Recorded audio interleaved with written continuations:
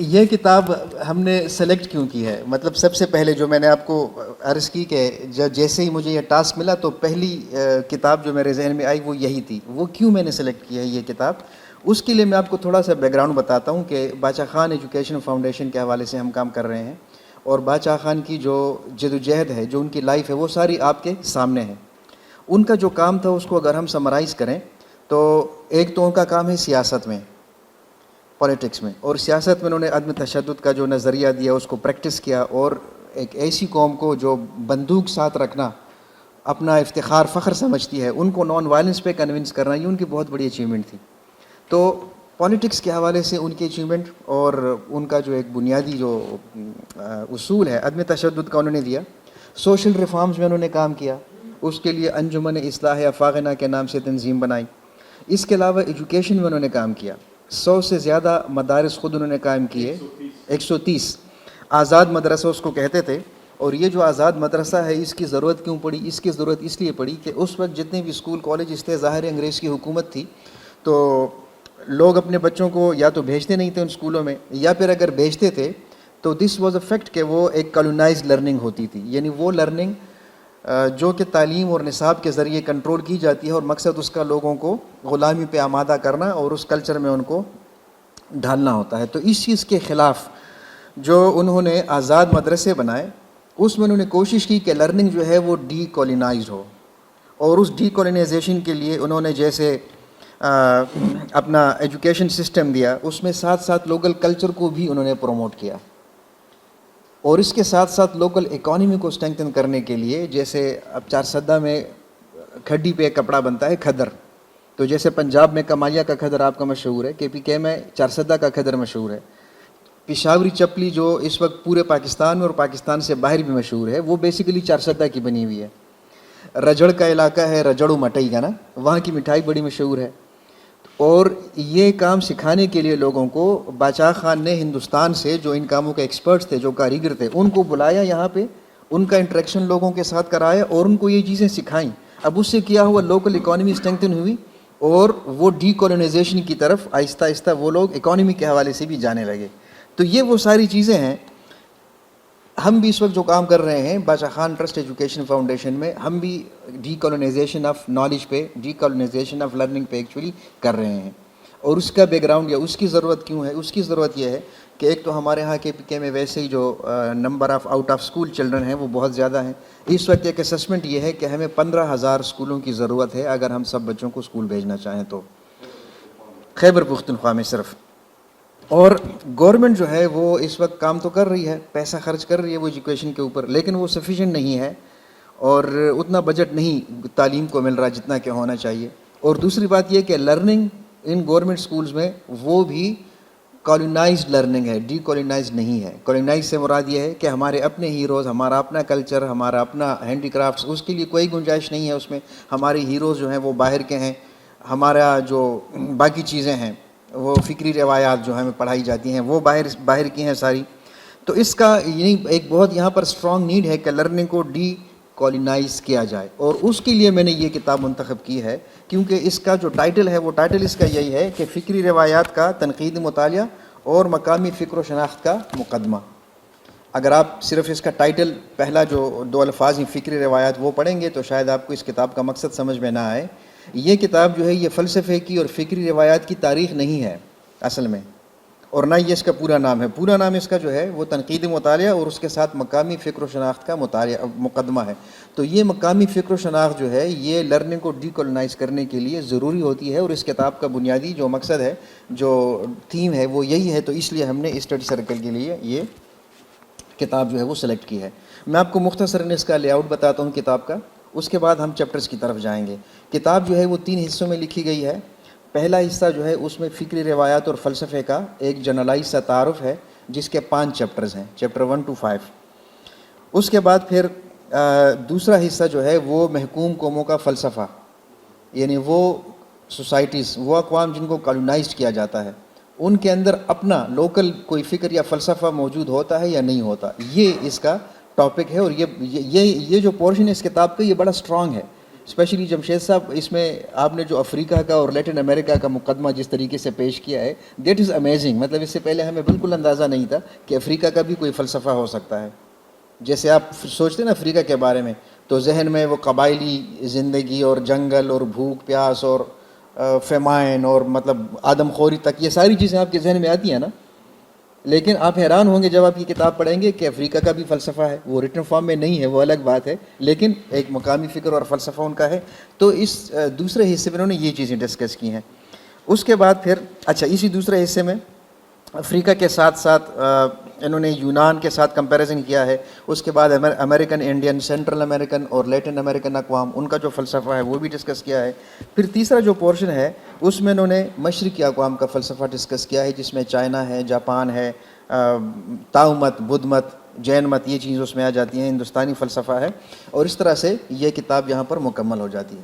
تو یہ کتاب لکھ کے انہوں نے آپ کے کوٹ میں بال ایکچولی ڈال دیا ہے کہ اب وہ لوگ جو کہ ڈی کالونائزیشن کے پریکٹیشنرز ہیں, وہ لوگ جو ڈی کالونائزیشن پہ کام کرنا چاہتے ہیں, وہ اس کتاب کو پڑھنے کے بعد کیا کوئی ایسی حکمت عملی وہ ڈیولپ کر سکتے ہیں کہ وہ مقامی فکر کی شناخت کریں, اس کو ایکسپلور کریں اور اس کے بعد اس کو یوز کریں, اس کو استعمال کریں ڈی کالونائزیشن کے حوالے سے, جو کہ مختلف لیولز پہ ہو سکتی ہے. پولیٹکس بھی اس کا ایک لیول ہے, ایجوکیشن بھی اس کا ایک لیول ہے, انٹلیکچوئل بھی اس کا ایک لیول ہے.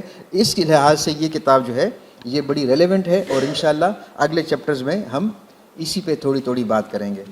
یہاں تک اگر آپ میرے ساتھ ہیں تو میرے خیال میں آگے بھی ہم اپنا سفر کنٹینیو کر سکتے ہیں. اور اگر کسی وجہ سے ساتھ نہیں ہے تو پلیز مجھے بتا دیں. جو بھی میں نے کتاب کا بیک گراؤنڈ کنٹیکسٹ بتایا ہے آپ کو, کیا اس کو ہم نے انڈرسٹینڈ کر لیا ہے؟ Are we comfortable with this? جی کمفرٹیبل ہے تو ذرا آواز انرجی کے ساتھ آنی چاہیے. ٹھیک, اب آتے ہیں ہم جناب اس کا جو پہلا چیپٹر ہے اس کی طرف آتے ہیں. اور فارمیٹ ہمارا یہ ہوگا کہ ہر چیپٹر میں جو 2-3 بنیادی پوائنٹ ڈسکس ہوئے ہیں وہ میں آپ کے سامنے رکھوں گا. پورے چیپٹر کی سمری پیش نہیں کر سکوں گا فار 2 ریزنس. ایک تو ٹائم کنسٹرین ہماری ہیں, اور دوسری بات یہ کہ رائٹر ہمارے ساتھ خود بیٹھے ہوئے ہیں تو ان کا زیادہ حق ہے کہ وہ اس پہ بات کریں. اگر آپ لوگوں کے اس کے حوالے سے کچھ کویسچنز ہوں, کچھ دوستوں نے وہ پڑھے بھی ہوں گے, تو ہر چیپٹر میں سے جو 2-4 بنیادی اس کے نکات ہیں وہ میں آپ کے سامنے رکھوں گا سمری کی صورت میں. اس کے بعد اس میں سے ہمارے لیے ایز اے پریکٹیشنر اس میں سے ہمارے لیے لرننگ پوائنٹ کیا نکل رہے ہیں اس پہ ہم بات کریں گے. وچ مینس کہ ہمارا فوکس ایکیڈیمکس پہ نہیں ہوگا زیادہ, ارسطو نے کیا کہا, افلاطون نے کیا کہا, کانٹ نے کیا کہا. ہمارا فوکس اس پہ ہی ہوگا کہ کانٹ نے جو کہا اس کو ہم آج کیسے استعمال کر سکتے ہیں اپنی اس جدوجہد میں, اسٹرگل آف فریڈم یا ڈی کالونائزیشن میں اس کو ہم کیسے استعمال کر سکتے ہیں. اس پہ ہمارا فوکس زیادہ ہوگا. تو اس پہلا جو چیپٹر ہے وہ ہے فلسفیانہ فکر کا آغاز. اس میں جمشید اقبال صاحب نے کچھ کویسچنز اٹھائے ہیں. کوئی انسان جو ہے وہ سوچتا ہے, کیونکہ وہ فکر رکھتا ہے, سوچ رکھتا ہے, عقل شعور رکھتا ہے, تو انسان سوالات اٹھاتا ہے. مثلا ہم کون ہیں, کہاں سے آئے ہیں, کہاں جا رہے ہیں, یہ کائنات جو ہے یہ کیسے وجود میں آئی, انسان کے ساتھ کائنات کا فطرت کا کیا تعلق ہے, زندگی کیا ہے, موت کیا ہے, موت کے بعد کوئی زندگی ہے یا نہیں ہے, اگر ہے تو اس کی نوعیت کیا ہے, چیزیں حرکت کیسے کرتی ہیں, ان میں تبدیلی کس وجہ سے آتی ہے, حرکت اور تبدیلی یہ فلسفے کے بہت بنیادی موضوعات ہیں. وقت کیا ہے, کیسے آگے بڑھتا ہے, یہ وہ سوالات ہیں جن کے جوابات ڈھونڈنے میں جتنی بھی ہم نے ایفرٹس کی ہیں ان کو جب لکھی ہوئی شکل میں لایا گیا تو اسی کا نام فلسفہ پڑ گیا. یعنی فلسفے کے یہ بنیادی سوالات ہیں, اور کہیں پر لکھی ہوئی شکل میں نہیں بھی ہوں گے, لیکن ہر کلچر میں, ہر معاشرے میں لوگ ان سوالوں کے اوپر سوچتے ہیں اور ان سوالوں کے جوابات ڈھونڈنے کی کوشش کرتے ہیں. تو مختصراً ان سوالوں کے جواب کے طور پر 2 قسم کے مکاتب فکر جو ہیں وہ سامنے آتے ہیں. ایک وہ مکتب فکر ہے جس کی بنیاد دیوتاؤں کے تصور پہ ہوتی ہے, اس میں کوئی خدا ہوتا ہے, اس میں چیزیں جو ہیں انسان کا جو بیہیویئر ہے اس کی اسیسمنٹ گناہ اور ثواب کے پیرامیٹر سے کی جاتی ہے, آخرت کی زندگی کا اس میں ایک لازماً ذکر ہوتا ہے. آپ یوں سمجھیں کہ ایک مذہبی نظام فکر جو ہے وہ وجود میں آ گیا ان سوالات کا جواب ڈھونڈنے کے لیے. اور ہمارے جو ابراہیمی مذاہب ہیں, عبرانی مذاہب ہیں, اسلام ہے, کرسچینٹی ہے, یہودیت ہے, وہ بھی اسی نظام فکر کا حصہ ہیں. لیکن یہ واحد نظام فکر نہیں ہے, اس کے مقابلے میں ایک اور نظام فکر بھی موجود ہے جس کو آپ کہہ سکتے ہیں کہ یہ غیر مذہبی نظام فکر ہے. یہ وہ نظام فکر ہے جو کائنات کی تشریح بغیر کسی سپریم ڈائٹی کی ضرورت یہ کرتا ہے. اس میں اخلاقیات کا نظام اگر ہے تو اس کے لیے بھی گناہ و ثواب کی ضرورت وہ نہیں سمجھتے. مثلاً اپنے ہمسائے کے ساتھ نیکی کرنا اس لیے نیکی کرنی چاہیے کہ یہ اچھی بات ہے. مطلب اس میں یہ نہیں ہوتا کہ میں نیکی کروں گا تو مجھے جنت ملے گی یا مجھے دوزخ ملے گی. تو اس میں یہ بغیر آخرت اور گناہ و ثواب کے اس میں بدھ مت ہے، جین مت ہے، تاؤ مت ہے، کنفیوشس کا فلسفہ ہے. ان کو مذاہب بھی آپ نہیں کہہ سکتے. یہ نظامی زندگی ہے یا نظام فکر ہے، زندگی گزارنے کے اصول ہیں. تو یہ ڈسکشن ساری جو ہے وہ پہلے چیپٹر میں کی گئی ہے. دوسرے چیپٹر میں پھر یہی جو اوپر والے سوالات ہیں انہیں کو آگے بڑھاتے ہوئے کہ ہم جو کچھ دیکھتے ہیں کیا وہی حقیقت ہے یا حقیقت اس کے علاوہ کوئی اور چیز ہے، مطلب حقیقت کی تلاش. یہ بھی فلسفے کا ایک بہت بنیادی موضوع ہے. تو اس میں پھر یہ ظاہری دنیا جو ہے ہمیں نظر آتی ہے. کچھ لوگ کہتے ہیں کہ جی یہ ریئل ہے، کچھ لوگ کہتے ہیں کہ جی یہ ریئل نہیں ہے. مطلب یہ جو سوال ہے کہ حقیقت وہی ہے جو ہمیں نظر آتی ہے یا اس کے علاوہ ہے. اس میں جو سب سے زیادہ جو انفلوئنس اگر کسی فلاسفر کا پڑا ہے تو وہ افلاطون ہے، پلیٹو، جس نے یہ کہا کہ ہمیں جو کچھ نظر آتا ہے یہ حقیقی نہیں ہے. اصل دنیا وہ کہیں اور ہے، اور یہ جو دنیا ہے یہ اس دنیا کا عکس ہے. اور وہ جو دنیا ہے جو اصل ہے اور جو حقیقی ہے اس کو وہ عالم مثال کہتا ہے، ورڈ آف فارمز. مطلب اس میں صرف چیزیں اس میں ایسی ہیں کہ ان کی مخصوص کیریکٹرسٹکس نہیں ہیں لیکن وہ ہیں. اس کی میں آپ کو مثال دیتا ہوں. جب میں آپ سے کہتا ہوں، آپ کے سامنے لفظ استعمال کرتا ہوں گھوڑا، تو آپ کے ذہن میں ایک گھوڑے کی تصویر آتی ہے نا، لیکن یہ گھوڑا ایک مخصوص گھوڑا ہوگا. اس کا رنگ یا تو سفید ہوگا یا کالا ہوگا یا سرخ ہوگا، اس کی ایک اپنی ہائٹ ہوگی. افلاطون کہتا ہے کہ یہ جتنے گھوڑے اس دنیا میں ہیں، اس کی انالوجی کو بڑھاتے ہوئے، یہ اصل میں اس گھوڑے کا عکس ہے جو عالم مثال میں ہے. اور وہ ایک ہی گھوڑا ہے جس کے اندر ساری خصوصیات موجود ہیں، وہ مثالی گھوڑا ہے. اسی طرح سے جب ہم کہتے ہیں انسان، تو آپ کے ذہن میں جس انسان کا تصور آتا ہے اس کی مخصوص کیریکٹرسٹکس ہیں، لیکن وہ جو عالم مثال والا انسان ہے اس کو امام نو انسان بھی کہا جاتا ہے. وہ تمام انسانیت کی نمائندگی کرتا ہے، لیکن وہ اس کو آپ مخصوص نہیں کر سکتے. اور وہی دنیا جو ہے وہ اصل دنیا ہے، اس کو عالم مثال کہتے ہیں. تو یہ افلاطون کا ہی نہیں بلکہ نو افلاطونی، نو پلیٹونین جو فلاسفرز ہیں، جس میں ہمارے ہندوستان میں شاہ ولی اللہ کا نام آتا ہے بہت بڑے. انہوں نے بھی اپنا فلسفہ جو ہے مابعد الطبیعیات کا وہ وہیں سے لیا ہے، افلاطون سے لیا ہے. تو اس پر آج بھی لوگ مطلب اس چیز پہ یقین رکھتے ہیں، اور مختلف چیزوں کو، کائنات کو، پروسیسز کو ایکسپلین کرنے کے لیے وہ عالم مثال کا سہارا لیتے ہیں. اس کی پھر اور ڈیٹیلز ہیں، وہ یہاں پر ہم ڈسکس نہیں کرتے اور نہ میرے خیال میں کتاب کا موضوع ہے. بہرحال یہ آپ ذہن میں رکھ لیں کہ افلاطون اس کا بنیادی اس کی سوچ یہی تھی کہ یہ جو کچھ ہمیں نظر آ رہا ہے یہ حقیقت نہیں ہے، یہ عکس ہے، یہ پرچھائی ہے ایک اور عالم کا، ایک اور دنیا کا. اور وہ جو دنیا ہے اس کا نام عالم مثال ہے، ورڈ آف فارمز ہے، اور وہی اصل حقیقت ہے. یہ خیال، یہ تصور، یہ سوچ، اس نے ہمارے شعراء کو بھی انفلوئنس کیا. مثلا میر کا شعر ہے کہ یہ توہم کا کارخانہ ہے یا وہی ہے جو اعتبار کیا. کہ آپ جو سوچتے ہیں وہی ہے، اور یہ سوچ پھر آتی ہے اوپر سے ظاہر ہے. اسی طرح سے غالب نے بھی کہا ہے کہ ہستی کے مت فریب میں آ جائیو اسد، عالم تمام حلقہ دام خیال ہے. تو حلقہ دام خیال کا مطلب کہ یہ ایک عارضی چیز ہے اور اصل چیز جو ہے وہ کچھ اور ہے. لیکن غالب کے حوالے سے پھر یہ رکھیں ذہن میں کہ اس کے نظریات میں ارتقاء ہوتا رہا ہے ساتھ ساتھ. مطلب یہ اس کے فائنل تھاٹس نہیں ہیں، یہ اس کے شروع کے تھاٹس ہو سکتے ہیں، آخر میں غالب کے افکار جو ہیں وہ بدل گئے تھے. بہرحال یہ چیزیں ہیں ہمارے ہاں. اب اس کی جو امپلیکیشنز ہیں یا کنسیکوینسز ہیں وہ کیا ہیں، یہ ہمارے لیے امپورٹنٹ ہے.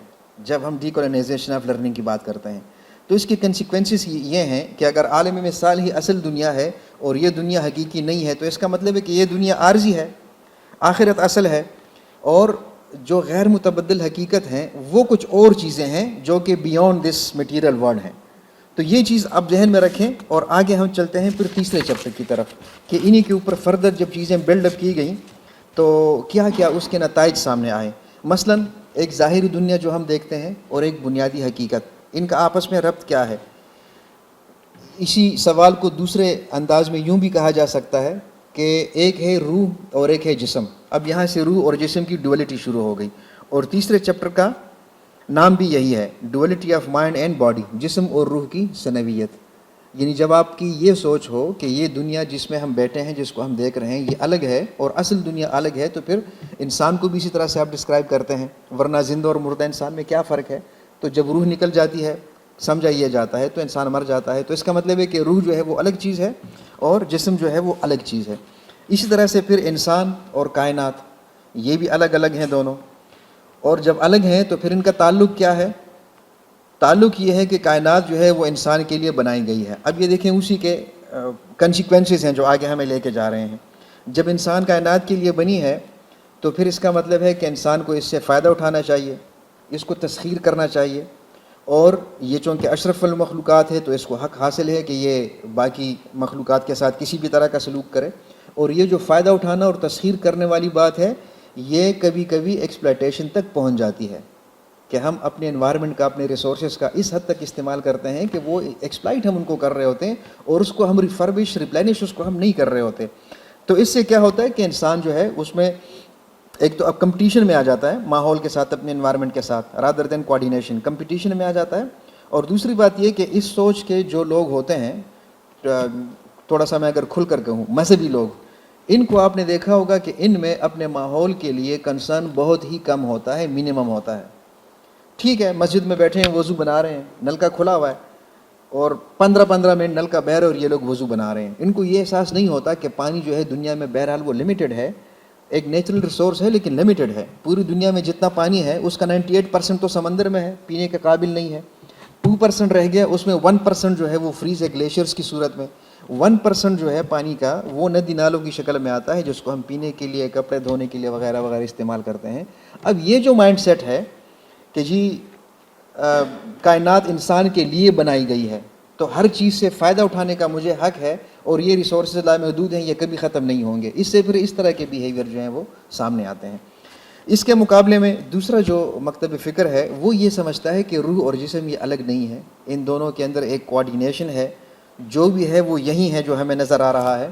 اس کو اگر آپ کہنا چاہیں تو اس کو آپ ایکو سینٹرک ورڈ ویو یا ایکو سینٹرک اپروچ کہہ لیں. وہ جو پچھلا میں نے ڈسکس کیا اس کو آپ ایگو سینٹرک کہہ سکتے ہیں کہ جس میں انسان نے اپنی ذات کو مرکز بنایا ہے کائنات کا, اور وہ اس خوش فہمی میں ہے کہ ہم اشرف المخلوقات ہیں تو ہمیں حق حاصل ہے کہ ہم اپنے ماحول کو اور کائنات کو جس طرح بھی چاہیں استعمال کریں. لیکن یہ جو دوسرا ہے پوائنٹ آف ویو, دوسرا ورڈ ویو, اس میں یہ ہے کہ ہم کائنات کے ساتھ وجود رکھتے ہیں, ہم اپنے ماحول کے ساتھ وجود رکھتے ہیں, ماحول کے بغیر انسان کا وجود نہیں ہے. اس لیے اگر ہم نے اپنے ریسورسز کو یوز کرنا ہے تو بھی ہم نے رسپانسبل طریقے سے یوز کرنا ہے, ہم نے ان کو ریپلینش بھی کرنا ہے, ریفربش کرنا ہے. اور یہ چیزیں آپ کو پھر جین مت, بدھ مت, ان لوگوں میں آپ کو یہ چیزیں پھر زیادہ ملیں گی, اور ان لوگوں میں کیئر فار انوائرمنٹ بھی زیادہ ہوتی ہے. یہ کائنات کے ساتھ, ماحول کے ساتھ کوآرڈینیشن اور کوآپریشن میں زندگی گزارتے ہیں رادر دین کمپٹیشن. اب اس کی امپلیکیشنز کیا ہیں ہمارے لیے as a practitioner of decolonization? آپ دیکھیں وہ جو پہلا پوائنٹ آف ویو ہے وہ اصل میں فیور کرتا ہے اوپریسرز کو. جو لوگ باہر سے آتے ہیں, مقامی آبادی کو سبجوگیٹ کرتے ہیں, ان کو غلام بناتے ہیں, تو وہ ان لوگوں کو بھی اسی طرح ٹریٹ کرتے ہیں جس طرح سے وہ اپنے انوائرمنٹ کو ٹریٹ کر رہے ہیں. لیکن یہ جو دوسرے والی جو اپروچ ہے یہ ان لوگوں کو فیور کرتی ہے, لوکل لوگوں کو فیور کرتی ہے جن کو غلام بنایا گیا. اور وہ جب آزادی کی جدوجہد وہ شروع کریں گے تو وہ ظاہر ہے کہ اوپریسر کے خلاف تو ہوگی, لیکن آپس میں یہ لوگ کیا کریں گے, کوآرڈینیشن اور اپنے ماحول کو پریزرو کرنا اور یہ چیزیں. تو یہ جو اس سے ہمیں دو چار لرننگ پوائنٹ ہیں ان کی طرف میں آتا ہوں, لیکن ایک فنامنا اس کی طرف میں اشارہ کرنا چاہتا ہوں کہ ہمارے ہاں بہت ساری ملٹی نیشنل کمپنیاں ہیں, ٹھیک ہے جی, جو اپنی پروڈکٹس یہاں پر بیچتی ہیں, باہر بھی ہیں, یورپ امریکہ میں بھی ہیں. لیکن جہاں پر ایجوکیشن نہیں ہوتی, کم ہوتی ہے, کولونائز معاشرے ہوتے ہیں, وہاں پر ملٹی نیشنل کمپنیاں جب آتی ہیں تو ان کی پریکٹسز پھر وہاں کچھ اور ہوتی ہیں. مثلاً وہاں پر وہ انتہائی بے دردی سے اور بے دریغ طریقے سے وسائل کا استعمال کرتے ہیں, ایکسپلائٹیشن کی حد تک. لوکل کمیونٹی کو, لوکل جو فلورا اینڈ فانا ہے اس کو کتنا نقصان پہنچتا ہے ان کو پرواہ نہیں ہوتی. کبھی اگر کسی نے آواز اٹھائی تو یہ لوگ کیا کریں گے کہ کارپوریٹ سوشل رسپانسبلٹی کے نام پہ کچھ تھوڑی بہت اماؤنٹ نکال کے بجٹ میں ڈال کے اس کو وہ وہاں پہ انویسٹ کریں گے ریہیبلیٹیشن کے لیے, اور اس کو بھی پھر وہ اپنے مارکیٹنگ کے لیے, مارکیٹنگ ٹول کے طور پہ استعمال کریں گے. یہ اگر آپ نے دیکھنا ہو, اگر آپ فلمیں دیکھنے کے شوقین ہیں تو جولیا رابرٹس کی فلم ہے ایرن بروکووچ. ایرن بروکووچ اس لڑکی کا نام ہے, اس کریکٹر کا نام ہے جس نے قصبے میں یہ تحریک چلائی تھی, اور جولیا رابرٹس نے وہ رول پلے کیا ہے. تو آپ جولیا رابرٹس کی فلم دیکھیں ایرن بروکووچ, وہ آپ کو اس میں یہ چیز آپ کو نظر آ جائے گی کہ جو کمپنیاں ہیں وہ جب کسی علاقے میں اپنا پلانٹ لگاتی ہیں، کام کرتی ہیں، تو کس بے دردی سے اور ان کی جو آپریشنز ہیں اس سے لوگوں کی زندگیاں، وہاں کے پلانٹس، وہاں کے حیوانات، ان کی زندگیاں کس طریقے سے متاثر ہوتی ہیں۔ تو یہاں پر اب ہمیں یہ ایک تھیم مل رہی ہے کہ اگر آپ ڈی کولونائزیشن کی پریکٹس کر رہے ہیں تو آپ کے پاس ایک الٹرنیٹ ورلڈ ویو ہونا چاہیے، کیونکہ یہ عین ممکن ہے کہ آپ کے اوپر جو ورڈ ویو تھوپا گیا ہے وہ آپریسرس کی طرف سے تھوپا گیا ہے اور وہ ایگو سینٹرک ورڈ ویو ہے رادر دین ایکو سینٹرک۔ تو آپ کو اگر پریکٹس کرنا ہے اپنی لبریشن کو، آپ کو اگر ڈی کولونائزیشن کرنی ہے تو آپ کے پاس ایک الٹرنیٹ ہونا چاہیے۔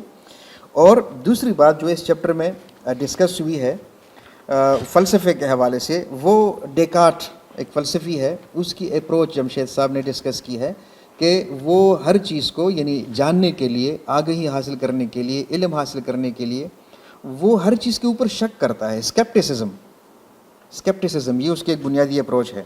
اور اس پر میرا بھی ایک چھوٹا سا شعر ہے کہ ان کو مظفر صاحب عرض کیا ہے کہ ان کو تشکیک سے ملی منزل، ان کو تشکیک سے ملی منزل، ہم کو اپنا یقین لے ڈوبا۔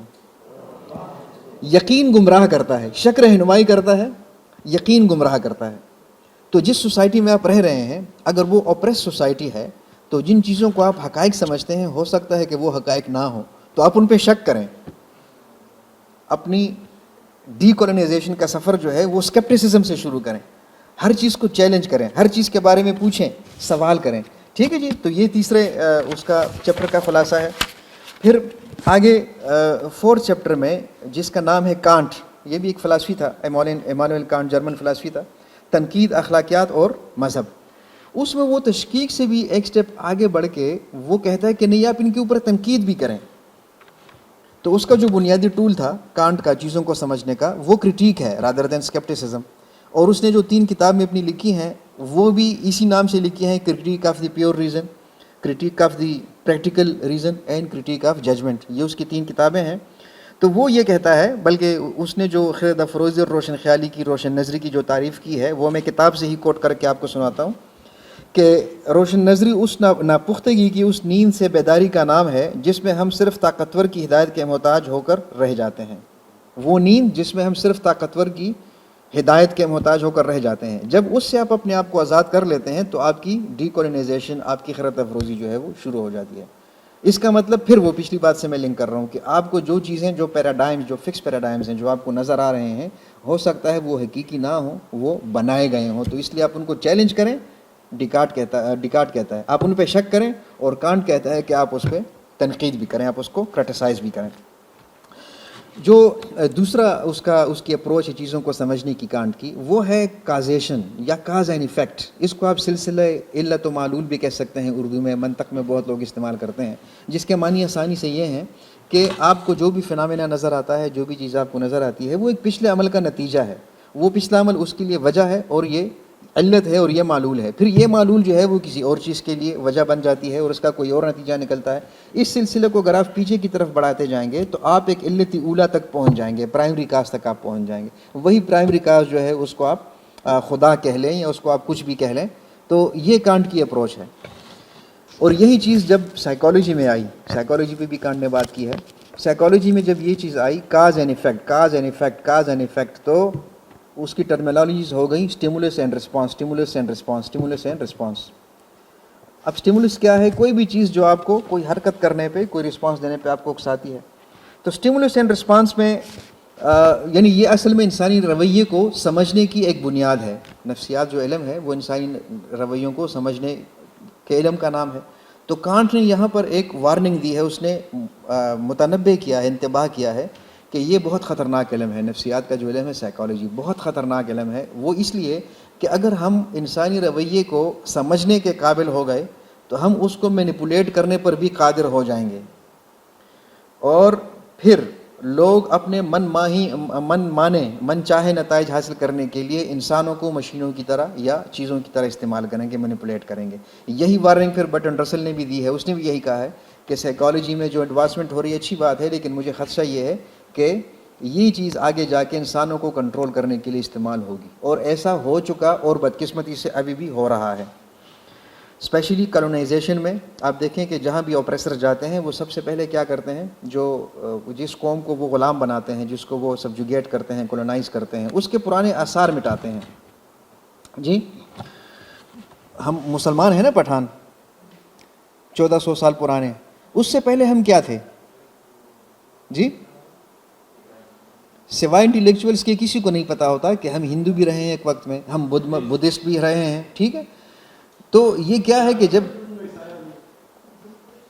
جی زرتشت، یس ہاں وہ روایت ہمارے اس میں ہے. تو مطلب یہ ہے کہنے کا کہ یہ لوگ پھر اس طرح سے کولونائزیشن کی طرف آ جاتے ہیں. کولونائزیشن میں سائیکالوجی کو ایز اے ٹول استعمال کرتے ہیں. یہ کانٹ نے اس پہ ہمیں ایک وارننگ سائن اس نے ہمیں دی ہے. برٹرینڈ رسل نے بھی یہی کہا ہے.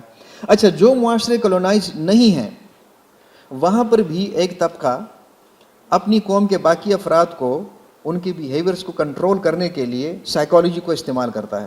یہ ڈینجرس، یہ خطرناک بات ہے. مثلا مارکیٹنگ ایڈورٹائزمنٹ میں آپ کسی اسٹور میں جاتے ہیں، پیاس لگی ہے، ہو سکتا آپ کی ڈیمانڈ کیا ہے؟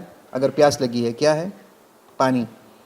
لیکن آپ کیا کرتے ہیں؟ بے اختیاری طور پر آپ کا ہاتھ پیپسی کی طرف چلا جاتا ہے یا کوک کی طرف چلا جاتا ہے. یا آپ کولڈ ڈرنک آپ پینا چاہتے ہیں، آپ کوک پریفر کرتے ہیں اوور پیپسی، آپ پیپسی پریفر کرتے ہیں اوور کوک. کیوں؟ آپ کو نہیں پتا. لیکن اس کے پیچھے ملٹی نیشنل کمپنیوں کی ایک پوری محنت ہوئی پڑی ہے. 7 سیکنڈ کا 10 سیکنڈ کا وہ اشتہار بناتے ہیں اور اس میں وہ ان موٹیوز کو ایڈریس کرتے ہیں جو انہوں نے کافی ریسرچ کے بعد آئیڈینٹیفائی کیے ہیں کہ ہمارے جو بائرز ہیں وہ کس بیس پہ ڈیسیژن کرتے ہیں. کنزیومر سائیکالوجی یہ ایک سبجیکٹ ہے، MBA میں پڑھایا جاتا ہے. انڈسٹریل سائیکالوجی سبجیکٹ ہے، پڑھایا جاتا ہے بزنس اسٹڈیز میں. ہیومن ریسورس مینجمنٹ اسی سے آگے نکلا ہے. موٹیویشن تھیوریز آپ کی جتنی بھی ہیں وہ امپلائیز سے کیسے زیادہ سے زیادہ کام لیا جا سکتا ہے اس کے لیے استعمال کی جاتی ہیں. تو یہ آج کے جدید دور میں نفسیات کا استعمال ہوا یا نہیں ہوا جی؟ اور یہی چیز پھر ایجوکیشن سسٹم کے تھرو، کریکولم کے تھرو، ایجوکیشن پروسیسز کے تھرو قوم کو کالونائز کرنے کے لیے بھی یہ چیز استعمال کی جاتی ہے. تو یہ مطلب اس چیپٹر میں جو مجھے امپورٹنٹ بات لگی پریکٹیکل اس کے حوالے سے، وہ یہ ہے کہ ہم ان چیزوں کو سمجھیں کہ ہماری سوسائٹی میں سائیکالوجی کو کیسے استعمال کیا جا رہا ہوتا ہے. مثلا ہمارے ہاں کچھ خاص پیراڈائم کریٹ کر دیے جاتے ہیں. لوگ محنت نہیں کرتے، اس لیے ہم زوال کا شکار ہیں، اس لیے ہم پیچھے ہیں. لوگ محنت نہیں کرتے، حالانکہ میں نے دیکھا ہے بہت محنت کرتے ہیں لوگ، صبح سے شام تک لوگ کرتے ہیں. ضروریات پوری نہیں ہوتی وہ الگ بات ہے. لوگ ٹیکس نہیں دیتے، یہ ایک پیراڈائم ہے جو کریٹ کیا گیا ہے. تو میں نے پہلے بات کی کہ نفسیات کا استعمال ایجوکیشن سسٹم کے تھرو اور میڈیا کے تھرو، اب اس کو میڈیا کو بھی اس میں شامل کر لیں. مائنڈ یہ بنایا جاتا ہے کہ جی سیاستدان کرپٹ ہیں. اس کی وجہ کیا ہے کہ جو اصل مالک ہیں اس ملک کے، وہ نہیں چاہتے کہ آپ کی توجہ ان کی طرف جائے. تو وہ اپنے NLS TV پہ بٹھا کے روزانہ آپ کو شام 2-3 گھنٹے پرائم ٹائم میں آپ کو ایک ہی بات بتا رہے ہوں گے کہ سیاستدان جو ہیں وہ کرپٹ ہیں. اسی طرح سے قسمت تقدیر کے جو تصورات ہیں فرسودہ، اور اسی طرح سے ہمارے تمام مسائل کی وجہ جو ہے وہ یہ ہے کہ دین سے دوری. اور اگر ہم دین کو، تو یہ پیراڈائم جو ہیں یہ بنائے گئے ہیں، یہ حقیقت نہیں ہے. اس لیے اگر آپ کانٹ کی جو فلاسفی ہے اور کانٹ کی جو اپروچ ہے اس کو اگر آپ یوز کرنا چاہتے ہیں freedom of practice of freedom میں، پریکٹس آف لبریشن میں، تو آپ ان پیراڈائمس کو چیلنج کریں. یہ خلاصہ ہے اس چیپٹر کا جو لرننگ پوائنٹ اس سے میں نے نکالا ہے. اور اس کے بعد پھر اگلا جو چیپٹر ہے چیپٹر 5، یہ پہلے اس سے ایک آخری چیپٹر ہے، وہ الحاد کی تاریخ ہے. تو وہ آپ خود پڑھ لیں، اس میں تاریخی چونکہ نوعیت کی، معلوماتی نوعیت کی ہے وہ ایک چیز، تو اس لیے اس پہ میں زیادہ بات نہیں کروں گا. جمشید صاحب چاہیں تو بات کر سکتے ہیں اگر آپ کو کویشچن ہو. لیکن اس میں جمشید صاحب نے ایک کتاب کا ذکر کیا ہے، عبد الرحمن بدوی کی کتاب ہے تاریخ الالحاد فی الاسلامیہ، اسلام میں الحاد کی تاریخ.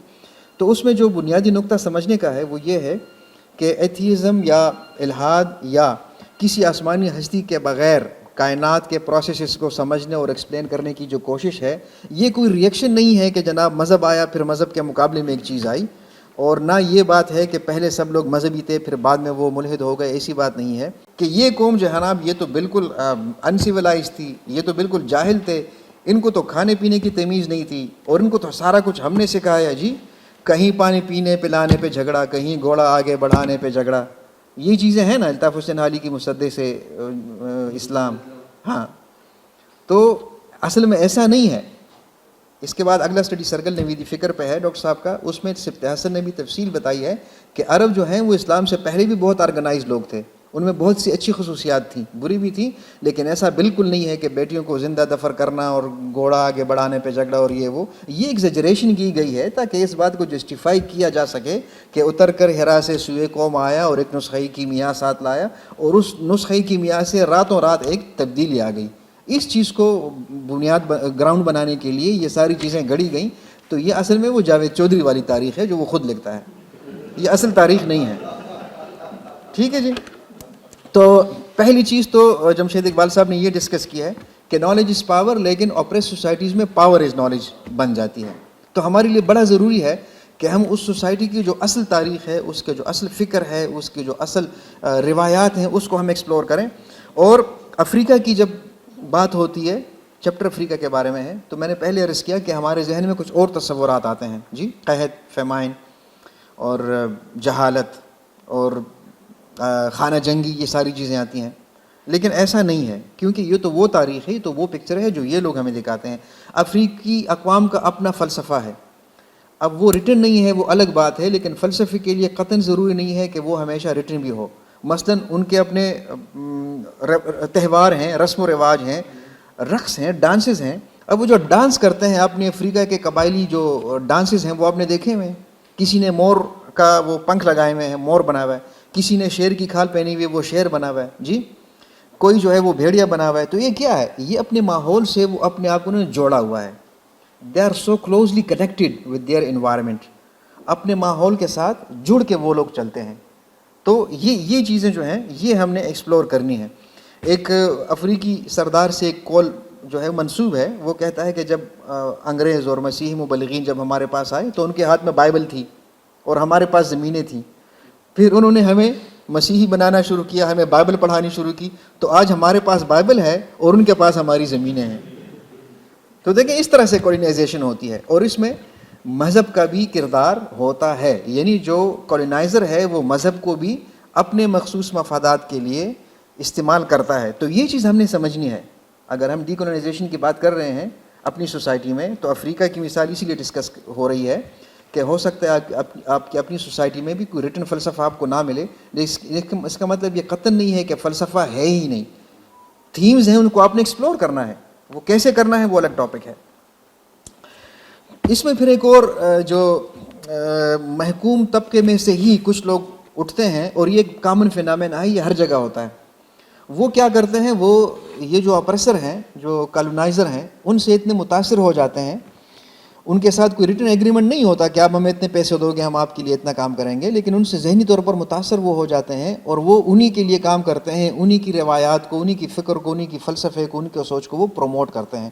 یہ ہمارے ہاں سر سید احمد خان اور کچھ مذہبی جماعتیں بھی ہیں، میں نام لوں تو شاید دوست ناراض ہو جائیں، لیکن بہرحال مذہبی جماعتیں بھی ایسی رہی ہیں جنہوں نے باقاعدہ انگریز کے لیے کام کیا، اور یہی کام کیا کہ وہ ان کی جو کالونائزیشن ہے اس کو سپورٹ کرتے رہے، اس کو مضبوط بناتے رہے۔ تو ان چیزوں کو بھی ہم نے سمجھنا ہے، اور خاص طور پہ پھر افریقہ کا جو کتاب میں انہوں نے ڈیٹیل دی ہے جمشید اقبال صاحب نے، اس کے علاوہ اگر آپ نے سمجھنا ہے چیزوں کو تو روٹس کے نام سے اس پہ بڑی اچھی فلم بنی ہے، قسطوار، وہ پی ٹی وی پہ بھی چل چکی ہے، اور اس کے علاوہ جو ہے لیونارڈو ڈی کیپریو کی فلم ہے بلڈ ڈائمنڈ، وہ آپ ضرور دیکھیں، آئی ول سجیسٹ وہ آپ ضرور دیکھیں۔ افریقہ میں خانہ جنگیاں کیوں ہوتی ہیں یہ سمجھنے کے لیے یہ بنیادی فلم ہے، اور اس کا اوپننگ سین یہی ہے کہ میٹنگ ہو رہی ہے تو اس میں ڈسکشن اس بات پہ ہوتی ہے کہ بدقسمتی سے جہاں بھی سونا یا تیل یا ڈائمنڈز یا اس طرح کی چیزیں نکلتی ہیں وہاں پہ خانہ جنگی شروع ہو جاتی ہے۔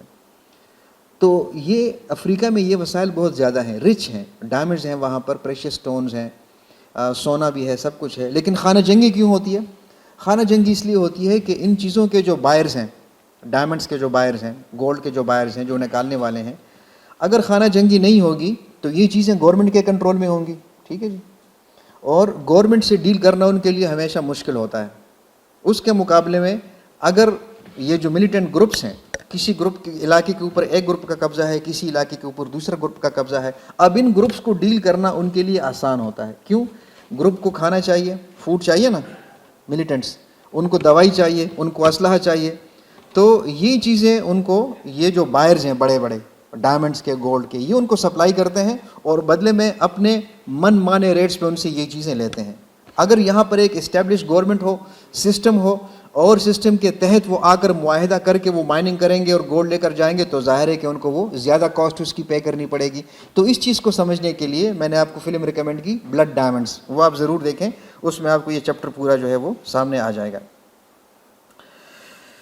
جناب اسی میں پھر ایک نائجیریا کے حوالے سے انہوں نے بڑا اچھا ایک آدمی کا کال جو ہے وہ کوٹ کیا ہے کہ اسے کسی نے پوچھا کہ کیا آپ خدا پہ یقین رکھتے ہیں، تو اس نے کہا کہ ہاں میں خدا کو مانتا ہوں لیکن وہ بہت دور ہے، تو میں اپنے چچا کی عبادت کرتا ہوں. تو چچا کی عبادت کا مطلب یہ کہ ایک تو وہ کنیکٹ کر رہا ہے اپنے آپ کو، اور دوسری بات یہ کہ وہ جو چچا ہے اس کی زندگی اس کے سامنے ہے، وہ ایک میٹیریل عام جسمانی وجود رکھنے والا آدمی ہے، اس کو وہ دیکھ سکتا ہے. چچا کے نام پر اس کو کوئی گمراہ نہیں کر سکتا.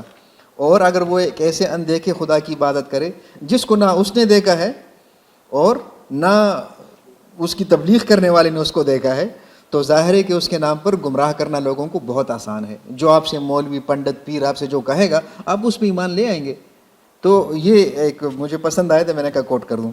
اس کے بعد پھر اگلا چیپٹر جو ہے وہ اسی تھیم کو آگے بڑھاتے ہوئے یوروبا، مغربی افریقہ کے قبائل، یوروبا ان گریس، یوروبا اور یونان چیپٹر کا نام ہے. یوروبا بیسیکلی ایک قبیلے کا نام ہے جو بہت زیادہ پھیلا ہوا ہے، زیادہ تر نائجیریا میں ہے. ان کا جو مائنڈ سیٹ ہے، ان کی جو فکری روایات ہیں وہ جمشید صاحب نے یہاں پر ڈسکس کی ہیں. پہلی بات تو یہ کہ جیسے ہم نے پہلے بات کی تھی کہ جسم اور روح یا جسم اور ذہن، مائنڈ کی ڈولیٹی، وہ یہ لوگ نہیں مانتے. یہ لوگ کہتے ہیں کہ جی یہ ایک ہی چیز ہے، مائنڈ اور باڈی جو ہے یہ ایک ہی چیز ہے، اور دونوں کے پیچھے ایک کامن انرجی ہے جس کا نام آرا انہوں نے رکھا ہوا ہے. تمام چیزوں جو ہیں وہ ایک دوسرے سے جڑی ہوئی ہیں. اس کے مقابلے میں اگر آپ جو مغربی فکر ہے جس میں جمشید صاحب یہودیت، اسلام اور عیسائیت کو بھی شامل کرتے ہیں، کیونکہ ہمارا بھی فکری بنیادیں جو ہیں وہی سے آئی ہیں، اس میں یہ ہے مثلا کہ خدا نے تمام مخلوقات کو تخلیق کیا. اس کا مطلب ہے کہ خدا الگ ہے، مخلوقات الگ ہیں. جی اس میں پھر کچھ صوفیہ وحدت الوجود اور وحدت الشہود کے فلسفے ڈسکس کرتے ہیں. اس کا میرے خیال میں ٹائم نہیں ہوگا، لیکن بہرحال چیزیں جو ہیں وہ الگ الگ وجود رکھتی ہیں، الگ الگ وجود میں آئی ہیں. یہ دوسرا الٹرنیٹ جو ہے وہ پوائنٹ آف ویو ہے جس پہ ہم بلیو کرتے ہیں. لیکن وہاں یہ ہے کہ تمام چیزیں ایک دوسرے سے جڑی ہوئی ہیں. اسی طرح سے میں نے شروع میں کہا تھا کہ ٹائم بھی ایک بنیادی کویشچن ہے فلسفے کا. تو ٹائم کے حوالے سے یوروبا جو قبائل ہیں ان کا کنسیپٹ یہ ہے کہ یہ گردشی ہے، یہ سرکولر ہے، یا یہ اسپائرل ہے، ریپیٹ ہوتا ہے. جبکہ جو مغربی فکر ہے، عبرانی مذاہب کی جو فکر ہے وہ یہ ہے کہ ٹائم جو ہے وہ ایک اسٹریٹ لائن میں ٹریول کرتا ہے. اسٹریٹ لائن کا مطلب کہ ماضی، پھر حال، پھر مستقبل، پھر مستقبل قریب، پھر مستقبل بعید. تو پھر ظاہر ہے کہ لاجیکلی، منطقی لحاظ سے ایک انجام بھی ہونا چاہیے. تو ایک دن ایسا آئے گا کہ جب یہ سب کچھ ختم ہو جائے گا اور پھر وہ قیامت قائم ہوگی یا جو بھی ہوگا.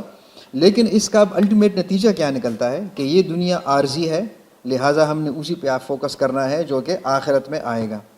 اور وہ جو یوروبا قبائل کی سوچ ہے وہ یہ کہتے ہیں کہ ہم یہیں بار بار جنم لیتے ہیں، اسی مٹی سے ہم پیدا ہوتے ہیں، اسی میں ہم مل جاتے ہیں، دوبارہ اسے جنم لیتے ہیں، جو بھی ہے یہی ہے. تو ہم نے اپنے ماحول کو، اپنے انوائرمنٹ کے ساتھ ہم جڑے ہوئے ہیں، تو ہم نے اپنے انوائرمنٹ کا بھی خیال رکھنا ہے، ہم نے اپنے ماحول کا بھی خیال رکھنا ہے. تو اس سے آپ دیکھیں دو مختلف ورڈ ویو آپ کے وجود میں آ رہے ہیں، وہی ایگو سینٹرک اور ایکو سینٹرک.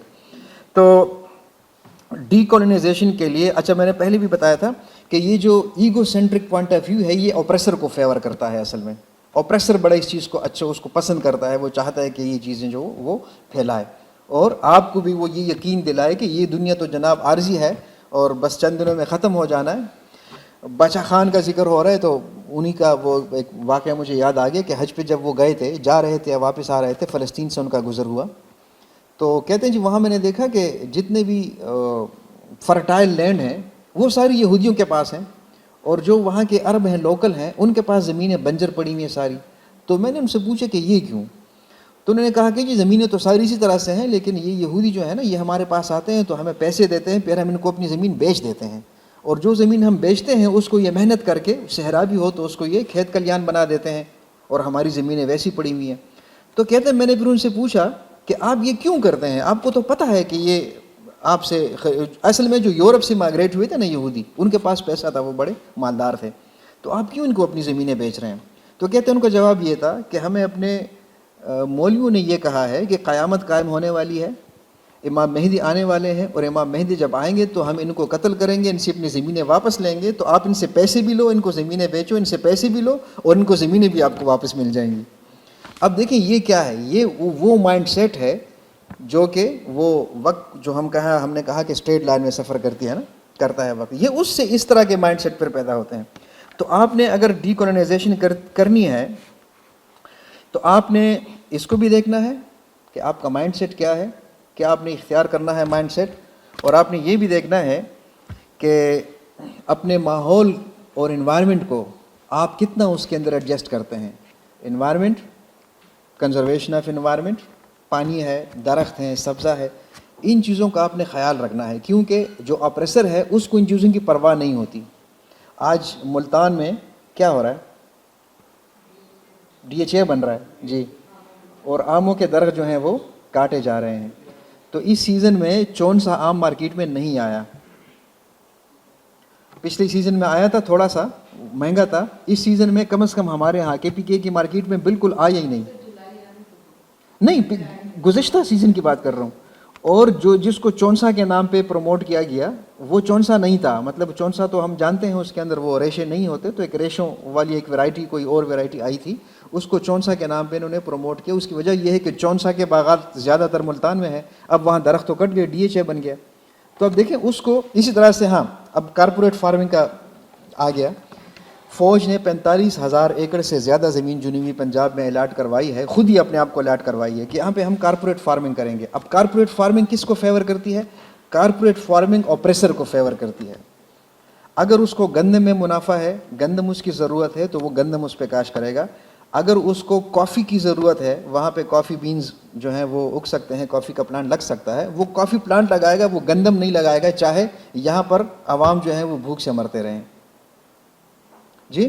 تو یہ چیزیں جو ہے نا، یہ مطلب اپنے انوائرمنٹ کو آپ نے کیسے دیکھنا ہے، اس کو پریزرو کیسے کرنا ہے، یہ چیزیں آپ کی جو فکر ہے اور جو فلاسفی ہے جو ڈی کولونائزیشن کے حوالے سے آپ کنسٹرکٹ کر رہے ہیں، یہ اس کا حصہ ہونا چاہیے۔ اسی طرح سے پھر آگے ہم جاتے ہیں چیپٹر 8 میں، تو امریکن انڈینز جن کو ریڈ انڈین بھی کہا جاتا تھا، اب میں آپ کی انفارمیشن کے لیے احتیاطاً بتا رہا ہوں کہ ریڈ انڈین لفظ استعمال نہیں ہوتا، اب اس کو ایک افینسو ورڈ کنسیڈر کیا جاتا ہے۔ تو اب ہم نیٹو امریکنز یا لیٹن امریکنز کا لفظ استعمال کرتے ہیں ان کے لیے، امریکن انڈینز یا نیٹو امریکنز استعمال کرتے ہیں لفظ۔ ان کا بھی یہی ہے کہ تمام جو لائف ہے وہ کنیکٹڈ ہے ایک دوسرے کے ساتھ، اور جتنی بھی زندہ چیزیں ہیں ان کے اندر ایک مشترک روح ہے جس کو روح عظیم کا انہوں نے نام دیا ہے، اور یہ روح جو ہے وہ جاری و ساری ہے تمام جانداروں کے اندر، اور ہر مخلوق جو ہے وہ شعور رکھتی ہے۔ اس کے مقابلے میں پھر وہی مائنڈ سیٹ آ جاتا ہے کہ انسان کو زمین کے طور پر، سزا کے طور پر زمین پر بھیجا گیا، حالانکہ وہ زمین کا رہائشی نہیں تھا، جنت میں رہتا تھا، لیکن اس کو سزا کے طور پر یہاں بھیجا گیا۔ اور اسی طرح سے پھر کرسچینٹی میں وہ گناہ والا کنسیپٹ بھی ہے، ایک مقرر وقت تک ہم نے یہاں رہنا ہے، اس کے بعد یہ زندگی ختم ہو جانی ہے، پھر ہم نے ایک دوسری دنیا میں شفٹ ہونا ہے۔ اب آپ دیکھیں یہ جو مائنڈ سیٹ بنے گا نا تو وہ ڈیفرنٹ ہوگا، اور وہ جو مائنڈ سیٹ لیٹن امریکنز کا ہے وہ الگ ہے۔ مثلاً وہ شکار کرتے ہیں جانوروں کا کھانے کے لیے، لیکن ساتھ میں ان کو دکھ بھی ہوتا ہے، کیونکہ ان کو یہ احساس ہے کہ یہ ہمارے ماحول کا حصہ ہیں، اور جب وہ شکار کر کے جب وہ کھاتے ہیں تو ان کی ہڈیاں دوبارہ دفن کر دیتے ہیں، یا مچھلی ہے تو اس کی ہڈیاں پھینک دیتے ہیں دریا میں کہ اس سے دوبارہ جو ہے وہ ایک نئی زندگی وہ بنے گی۔ اور پھر ان اقوام کے فلسفے میں، امریکن انڈینز کے فلسفے میں دائرے کو ایک امپورٹنس حاصل ہے، کیونکہ دائرے میں اگر آپ سرکمفرنس آپ دیکھیں نا، اس کا رداس، اس کا جو فاصلہ ہے سینٹر سے، وہ ہر جگہ وہ سیم ہوتا ہے، کسی بھی ڈائریکشن میں آپ چلے جائیں۔ جیسے یہاں پہ ہم اس وقت اسٹڈی سرکل بیسیکلی کر رہے ہیں، تو یہاں پر کوئی ہیڈ نہیں ہے نا، ہم سب لوگ جو ہیں وہ ایک دوسرے کے ساتھ ایکولی یہاں پر بیٹھے ہیں، لرننگ ایک دوسرے سے کر رہے ہیں۔ تو اس میں دائرے کا کنسیپٹ امپورٹنٹ ہے، جبکہ اس کے مقابلے میں جو دوسری فکر ہے اس میں اشرف المخلوقات والا کنسیپٹ ہے۔ تو اس میں لرننگ پوائنٹس ہمارے لیے کیا ہیں ڈی کولونائزیشن کے حوالے سے؟ وہ یہ ہے کہ آپ ہر شخص سے کچھ نہ کچھ سیکھ سکتے ہیں، چاہے وہ ایک ان پڑھ کسان ہے، وہ آپ کی اے بی سی اور 1 2 3 تو شاید نہیں جانتا، لیکن اپنی جو اس کی باغبانی کی جو پریکٹسز ہیں اس کے بارے میں وہ آپ سے زیادہ جانتا ہے۔ تو اگر آپ ڈی کولونائزیشن کی طرف جانا چاہتے ہیں، آپ لوگوں کو ساتھ لے کے چلیں گے، تو آپ نے لوگوں کو ایکول ایک رسپیکٹ آپ نے دینی ہے، اور اس بندے کی ایجوکیشن نہیں ہے لیکن اس کا شعور تو ہے, اس کا ایک تجربہ ہے, اس کو آپ نے کاؤنٹ کرنا ہے ایز اے لرننگ ریسورس اور ایز اے ڈی کولونائزیشن ریسورس, اور اس کو آپ نے یوز کرنا ہے. مقامی دانش سے آپ استفادہ کریں گے, اور کوئی اس طرح کے دانشور نہیں ہوں گے جن کو آپ برانڈ بنا کے شیشے میں سجا کے بٹھا کے ان کی آپ پوجا شروع کریں. اس کنسیپٹ کو کہ لوکل جو وزڈم ہے اس کو ایکسپلور کیسے کرنا ہے, اس کو یوز کیسے کرنا ہے, اس کو اگر آپ ڈیٹیل میں سمجھنا چاہتے ہیں تو برازیل ہی, لیٹن امریکہ, برازیل ہی کا ایک رائٹر ہے پال فریرے, اس کی کتاب ہے پیڈاگوجی آف دی اپریسڈ, اور اس کا اردو ترجمہ بھی تعلیم اور مظلوم عوام کے نام سے ہوا ہے. بہت اچھا ترجمہ ہے, میں نے اوریجنل کتاب کے ساتھ سائڈ بائی سائڈ رکھ کے پڑھا ہے اس کو. It's one of the very few fine translations, اور مارکیٹ میں شاید اس وقت اویلیبل نہ ہو, لیکن آئی ول سجیسٹ کہ آپ کو کہیں سے بھی مل جائے. پیڈاگوجی آف دی اپریسڈ یا تعلیم اور مظلوم عوام, اس کا ترجمہ اردو میں, یہ آپ کو کہیں سے بھی مل جائے. تو یہ جو چیپٹر ہے یہ آپ کو فردر وہ اس کو طرف آپ کو لے کے جائے گا. پھر لیٹن امریکہ, اس میں بھی وہی بات ہے. ارجنٹائن, برازیل, پیرو, یوراگوئے, یہ ممالک ہیں کہ انسان اور فطرت کا باہمی تعلق جو ہے وہ ایسا ہے کہ یہی باہمی تعلق استحکام کا ذمہ دار ہے. لیکن کبھی کبھی انسان کے اوپر تباہیاں بھی آتی ہیں, اور ان تباہیوں کو روکنے کے لیے انسان کو قربانی دینی چاہیے, اور یہ لوگ انسانوں کی قربانی کرتے بھی تھے. مایا اور ایسٹک سویلائزیشنز, یہ سینٹرل اور لیٹن امریکہ کی دو سویلائزیشن ہیں. وہ جو بڑی تباہی آتی ہے نا, اگر یہ استحکام نہ ہو, انسان اور کائنات فطرت کا جو تعلق ہے اس میں اگر بیلنس نہ رہے, تو پھر فطرت کے اوپر, ماحول, انسان کے اوپر ایک بڑی تباہی آتی ہے, اس کو ایپوکلپس کہتے ہیں. اور یہی چیز پھر ایک فلم میں, اگر آپ میل گبسن کی فلم ہے ایپوکلپٹو, اس میں پھر یہ چیز انہوں نے دکھائی ہے. ایپوکلپٹو, میل گبسن اس کا ڈائریکٹر ہے, اس نے بنائی ہے. وہ وہی مایا اور ایسٹک سویلائزیشن دکھانے کے لیے, ایکچولی اس نے کہا یہ تھا کہ میں نے مایا سویلائزیشن دکھائی ہے, لیکن مایا قبائل جو ابھی بھی امریکہ میں باقی ہیں جو رہتے ہیں, انہوں نے کہا کہ جی یہ ہماری سویلائزیشن نہیں ہے, یہ اصل میں آپ نے ایسٹک سویلائزیشن دکھائی ہے. اور ان لوگوں کی خاص بات یہ ہے کہ یہ اس میں جنگ کو مذہبی حیثیت حاصل ہے. جنگی قیدیوں کو ہی یہ دیوتاؤں کی بھیڑ چڑھاتے تھے, قربان کرتے تھے ان کو, تاکہ ہمارے اوپر سے مصیبتیں نہ آئیں. آرٹ اور کلچر کو ان کی زندگی میں بہت نمایاں مقام حاصل ہے. چہرے کے اوپر پینٹنگ کرتے ہیں, جگہ جگہ یہ پیئرسنگ کرتے ہیں نا, بالیاں وغیرہ, اور وہ سارا کچھ. تو اس میں بھی ان کا ایک فلسفہ ہے, اور وہ فلسفہ یہ ہے کہ وہ اپنے ماحول کے ساتھ, اپنے انوائرمنٹ کے ساتھ کنیکٹڈ اپنے آپ کو رکھتے ہیں. پھر جب یہاں پر مغربی مسیحی مبلغین آئے, انہوں نے ان کو مہذب بنانے کے لیے تبلیغ شروع کی, اور ان کو غلام بنانا شروع کیا. تو وہ جو ماحول, جو انوائرمنٹ وہاں پر موجود تھا, اس کی جگہ ان کو کچھ خیالی قسم کے انہوں نے تصورات دیے. وہی اس کو آپ عالم مثال کہہ لیں, افلاطون کا, یا جنت کہہ لیں, یا کچھ بھی آپ اس کو کہہ لیں. اچھا, یہ پروسیس ہمارے ہاں بھی ہوا, ہندوستان میں بھی.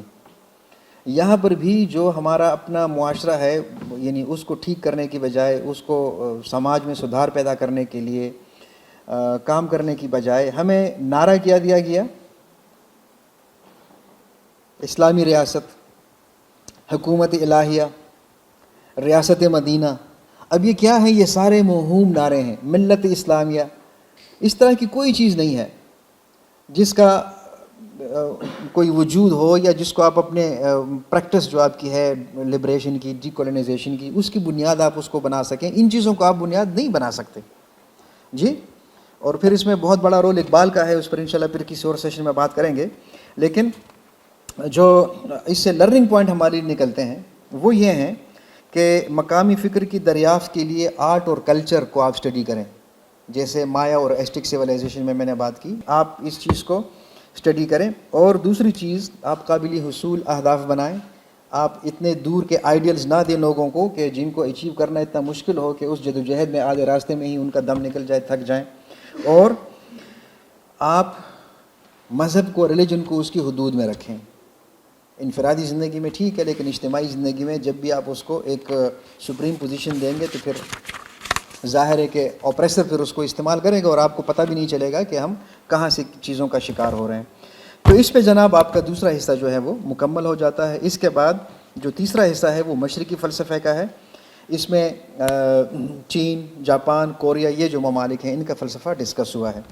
میرے خیال میں ٹائم پہ ہم صحیح جا رہے ہیں, ٹائم بھی ہمارے پاس ہے, اور آپ کا انٹرسٹ ہے بھی جی, تھک تو نہیں گئے؟ اچھا, تو آگے بڑھنے سے پہلے میں وہی 2-3 سوالات پہلے ریپیٹ کرتا ہوں جو شروع میں ہم نے اٹھائے تھے، تاکہ ہمیں چائنیز اور جاپان کا جو فلسفہ ہے اس کو بھی سمجھنے میں آسانی ہو. چیزوں میں تبدیلی کیسے آتی ہے؟ تبدیلی کے محرکات کیا ہیں؟ یہ ایک سوال تھا نا جی. تو اس سوال کا جواب مختلف لوگوں نے دیا ہے. مثلا ارسطو بھی یہ کہتا ہے کہ جی اس کے پیچھے جو ہے وہ بس ایک الٹیمیٹ ایک غیر متبدل قوت ہے، اس کو آپ خدا کہہ لیں. کانٹ نے بھی پھر وہ کیا کہتے ہیں علت اولا پرائم کاز کی بات کی ہے. ہیگل نے بھی کہا ہے کہ جناب ڈائلیکٹکس ہیں، ہر چیز کے اندر اس کی اپنی ایک نفی موجود ہے، لیکن اس سارے پروسیس کے پیچھے ایک اور ہستی ہے. تو اصل میں وہ افلاطون کا وہ جو عالم مثال تھا نا، اسی کو وہ لے کے آگے چل رہا ہے. اس لیے پھر مارکس نے کہا تھا نا کہ ہیگل کی جو ڈائلیکٹکس ہیں، اس کی جو جدلیات ہیں، وہ سر کے بل کھڑی تھی، مطلب وہ آسمان سے زمین کی طرف آ رہی تھی. میں نے اس کو سیدھا کر دیا کہ اس میں سے وہ آسمانی جو قوت ہے اس کا تصور نکال دیا، اور سوسائٹی میں جو ہو رہا ہے اس کے تضادات کو اسٹڈی کر کے ان کا جو باہمی انٹریکشن ہے متضاد قوتوں کا، ان کو آپ دیکھیں تو آپ اپنی سوسائٹی کو سمجھ سکتے ہیں، پروسیسز کو آپ سمجھ سکتے ہیں. عالم مثال کے بارے میں ارسطو نے پھر ارسٹوٹل، اگر ایک ایسی ہستی ہے جو کہ بہت بلند و بالا ہے، تو پھر وہ اس کائنات میں پریکٹیکلی وہ چیزوں کو مینج کیسے کرتی ہے، انٹرفیئر کیسی کرتی ہے، اس کے لیے پھر اس نے ایک تصور دیا ہے. عقول اشرہ اس کو کہتے ہیں پھر منطق کی زبان میں، سٹیپ بائی سٹیپ. اس کو چھوڑ دیں فی الحال. افلاطون کا جو عالم مثال ہے اس کا اس دنیا کے ساتھ کیا تعلق ہے؟ اس پہ شاہ ولی اللہ نے لکھا ہے کہ جو بھی تبدیلی اس دنیا میں آتی ہے اصل میں وہ پہلے عالم مثال میں آتی ہے، اور عالم مثال کی پھر اپنی کچھ قوتیں ہیں جو ڈیسائیڈ کرتی ہیں، جو فیصلہ کرتی ہیں کہ یہاں پر کون سی دنیا میں کون سی تبدیلی آنی چاہیے. وہ تبدیلی وہاں آتی ہے، پھر اس کا عکس جو ہے وہ اس دنیا میں پڑتا ہے. تو مطلب یہ وہ نیتی تصورات ہیں سارے، آئیڈیلزم. جی یہ میں اس لیے ریپیٹ کر رہا ہوں کہ آگے ہم نے سمجھنا ہے چائنیز فلسفے کو. ہندو مت میں یہ ہے کہ ان کے ہاں جو تمام کائنات کو چلانے والی تبدیلیوں کا محرک، اور یہ جو 3 ان کے بڑے گاڈز ہیں، 3 دیوتا ہیں، ان تینوں کو ملا کے تریمورتی بھی کہا جاتا ہے. تریمورتی، اس میں 3 گاڈز ہیں. برہما جس نے کائنات کو کریٹ کیا فرسٹ ٹائم. ہمارے ہاں اگر آپ اسلامی تصورات میں اگر اس کو میچ کرنا چاہیں تو آپ بدی کے ساتھ اس کو میچ کر سکتے ہیں. بدی السماوات والارض. بدی کا مطلب ہوتا ہے پہلی دفعہ کسی چیز کو عدم سے وجود میں لانا. پھر دوسرا جو ان کا گاڈ ہے، جو دیوتا ہے، وہ ہے وشنو. برہما کی پرستش نہیں کی جاتی، اس کے مندر نہیں بنائے جاتے. وشنو کی پرستش کی جاتی ہے، اس کے اوتار بھی آتے ہیں دنیا میں، 10 اوتار ہیں اس کے. اور وشنو جو ہے وہ سسٹینر ہے، کائنات کو اس نے تھاما ہوا ہے. اس کو اگر آپ چاہیں تو اسلامی تصورات میں القیوم کے لفظ سے آپ اس کو ریلیٹ کر سکتے ہیں. قائم جو خود قائم ہو، قیوم جو دوسری چیزوں کو تھامنے والا ہو. اور پھر شیو یا لارڈ شیوا، وہ ہے ڈسٹرائر، کائنات کو وہ ختم کرے گا، وہ تباہی پھیر دے گا. عزار ایک 99 ناموں میں سے ایک نام ہے اللہ تعالیٰ کا. ممیت بھی ہے کہ جی وہ موت دیتا ہے. تو آپ اس کو اس کے ساتھ لنک کر سکتے ہیں. تو جناب creator, sustainer, destroyer, Brahma, Vishnu, Shiva, یہ مل کے تریمورتی بنتے ہیں اور یہی پورے کائنات کا نظام چلاتے ہیں. اب اس میں ایک انٹرسٹنگ بات یہ بھی ہے کہ یہاں سے میں لنک کروں گا چائنیز فلسفی کے ساتھ کہ شیو جی جو ہیں ان کی بیوی ہیں، ان کی زوجہ ہیں پاروتی. اکثر شیو جی کے مجسمے بنائے جاتے ہیں، پاروتی کو بھی اس میں پینٹ کیا جاتا ہے. کالی ماتا پاروتی کا ہی ایک ورژن ہے، درگا پاروتی کا ورژن ہے، اس کی پرستش کی جاتی ہے، اس کے مندر بنائے جاتے ہیں. شیو جی کے ایسے بھی مجسمے موجود ہیں جس میں آدھا دھڑ شیو کا ہے میل اور آدھا دھڑ پاروتی کا ہے. ایک ہی مجسمہ، half male half female, male portion representing Shiv, female portion representing Parvati. تو اس کا مطلب ہے کہ کم از کم فکری حد تک، کتابی حد تک، وہ خواتین کے ایکول رائٹس کو، ایکول کردار کو تسلیم کرتے ہیں، اور ان کو ایک دوسرے کے مقابلے میں نہیں بلکہ ایک دوسرے کے کمپلیمنٹ کے طور پر لیتے ہیں. اور یہی فلسفی جو ہے وہ چائنیز فلسفی ہے، کورین فلسفی ہے، جاپانیز فلسفی ہے. یہ جو آپ کو تصویر نظر آ رہی ہے اس کتاب کے اوپر، یہ وہ بنیادی توانائی ہے چائنیز فلسفے میں جو کہ کائنات کا سارا نظام چلا رہی ہے. اس میں یہ جو وائٹ پورشن ہے اس کو کہتے ہیں یانگ، اور جو بلیک پورشن ہے اس کو کہتے ہیں ین. ین جو ہے وہ پیسو ہے، رات کو ریپریزنٹ کرتا ہے، فیمیل کو ریپریزنٹ کرتا ہے، ونٹر کی سیزن کو ریپریزنٹ کرتا ہے، خاموشی کو ریپریزنٹ کرتا ہے. پیسو، خاموشی. یانگ جو ہے وائٹ ہے، ایکٹیو ہے، दिन को रिप्रेजेंट करता है मेल और ये समर को रिप्रेजेंट करता है। और आप फिर इस तस्वीर को एक दफ़ा देखें, यहाँ पर ये एक दूसरे के साथ मिक्स हो रहे हैं, एक दूसरे के साथ मिंगल हो रहे हैं। इसका मतलब है कि इनमें कंपटीशन नहीं है, इनमें कोऑर्डिनेशन है, कोऑपरेशन है। जैसे मैंने पार्वती और शिव की मिसाल दी ना पिछले उसमें। फिर आप देखें कि जो वाइट पोर्शन है उसके अंदर एक ब्लैक डॉट है और जो ब्लैक पोर्शन है उसके अंदर एक वाइट डॉट है। इसका मतलब ये है कि जो यांग है वो 100% यांग नहीं है, उसमें 10% यिन भी मौजूद है। जो यिन है वो 90% यिन है, 10% यांग भी है। और ये आपकी मेडिकल साइंस भी कहती है, डॉक्टर शहजाद बैठे हैं गालिबन, मेल और फीमेल को जब हम आइडेंटिफाई करते हैं, बायोलॉजिकल आइडेंटिटी की बात करता हूँ, सेक्स की बात कर रहा हूँ, तो कुछ हार्मोन्स की बेस पे हम करते हैं ना। मेल हार्मोन्स टेस्टोस्टेरोन और उसके साथ दूसरे ये मेल में होते हैं और फीमेल में फीमेल हार्मोन होते हैं। लेकिन ये डॉक्टर साहब आ गए, एंडोक्राइनोलॉजी का बहुत बुनियादी सब्जेक्ट है। कोई भी मर्द ऐसा नहीं है जिसमें 100% मेल हार्मोन हो। हर मेल 90% मेल है और उसमें 10% फीमेल हार्मोन्स भी हैं। मसलन प्रोलैक्टिन एक फीमेल हार्मोन है, ब्रेस्ट डेवलपमेंट करता है, मिल्क प्रोडक्शन करता है, यही प्रोलैक्टिन मेल में भी होता है। ईस्ट्रोजन फीमेल हार्मोन है, मेल में भी होता है, वो सेक्स ड्राइव और आपके मूड को कंट्रोल करता है। टेस्टोस्टेरोन भी करता है। फीमेल जो है उसमें 90% फीमेल हार्मोन्स और 10% मेल हार्मोन्स भी उसके अंदर हैं। एड्रीनल कॉर्टेक्स रिलीज होते हैं, कॉर्टिकॉइड हार्मोन्स हैं, और उनका काम क्या है? उनका काम वही है जो मेल में एंड्रोजन्स का है। मसलन बॉडी स्ट्रक्चर, हड्डियाँ, मसल्स, इनकी ग्रोथ, अगर ये मेल हार्मोन फीमेल में ना होते तो बिल्कुल जैसे ऑक्टोपस की तरह बगैर स्ट्रक्चर के गोश्त पड़ा हुआ, इस तरह की शायद कोई चीज़ होती। इसी तरह से अगर मेल में फीमेल हार्मोन ना होते तो वो भी बिल्कुल अफजल बहुत ही ज़्यादा अफजल बन के वो उनमें एस्थेटिक और ये जो चीज़ें हैं, ये जो नफीस जज्बात हैं, ये उनमें ना होते। तो आप देखें यहाँ पर मतलब नेचर में भी ऐसा है। और चाइनीज़ जो फ़िलासफ़ी है, कोरियन जापानीज़ फ़िलासफ़ी, वो बिल्कुल उसी चीज़ को डिपेक्ट कर रही है कि यांग और यिन है, और यांग जो है वो 90% यांग है, 10% यिन है। जो यिन है वो 90% यिन है, लेकिन 10% यांग भी उसके अंदर शामिल है। तो इससे हमें क्या चीज़ मिलती है? डीकोलोनाइजेशन के लिए अगर हम बात करें, जेंडर से आप इसको रिलेट करें, जेंडर रोल से रिलेट करें, सोसाइटी में मेल और फीमेल की तकसीम बायोलॉजिकल बुनियादों पर, वो तो नेचुरल है, लेकिन वो जो रोल हमें साइन करते हैं जिसको हम जेंडर कहते हैं, ये नेचुरल नहीं है।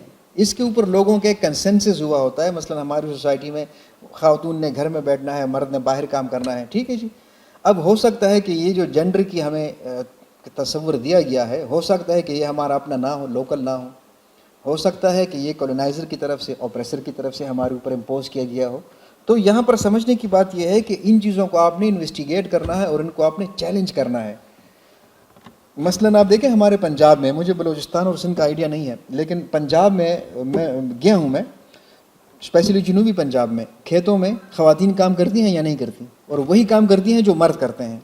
शहरों में ख़वातीन जॉब करती हैं और बहुत सारे वही जॉब होते हैं जो मर्द करते हैं। मतलब अब वो कंसेप्ट नहीं है कि खातून है तो वो सिर्फ नर्स बनेगी या सिर्फ टीचर बनेगी, अब बल्कि फ्रीलांसिंग ने तो ये कंसेप्ट ही ख़त्म कर दिया। इसी तरह से हमारे KPK में, जिसको कंपैरेटिवली एक कंजर्वेटिव माशरा समझा जाता है, अगर आप देहात में चले जाएँ, पहाड़ी इलाकों में चले जाएँ, ख़वातीन सुबह सवेरे निकलती हैं घर से, वो पानी भी लाती हैं, वो लकड़ियाँ भी लाती हैं, वो घर के सारे काम करती हैं और बाहर के भी काम करती हैं जी। हमारे यहाँ जो उम्र रसीदा ख़वातीन होती हैं ना पठानों में, हालांकि बड़ा सख्त कल्चर है, लेकिन अगर मेहमान आ जाए हुजरे में, घर में मर्द मौजूद नहीं है, तो उनसे बाकायदा शेक हैंड करके उनको बिठाएंगी, उनको खाने का पूछेंगी, सर्व करेंगी, वो सारी चीज़ें।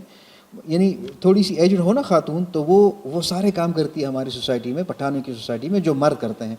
इसका मतलब ये है कि ये जो जेंडर आइसोलेशन हमने की हुई है, ये शायद हमारी लोकल नहीं है, ये हमारे ऊपर कहीं से इम्पोज की गई है, ठीक।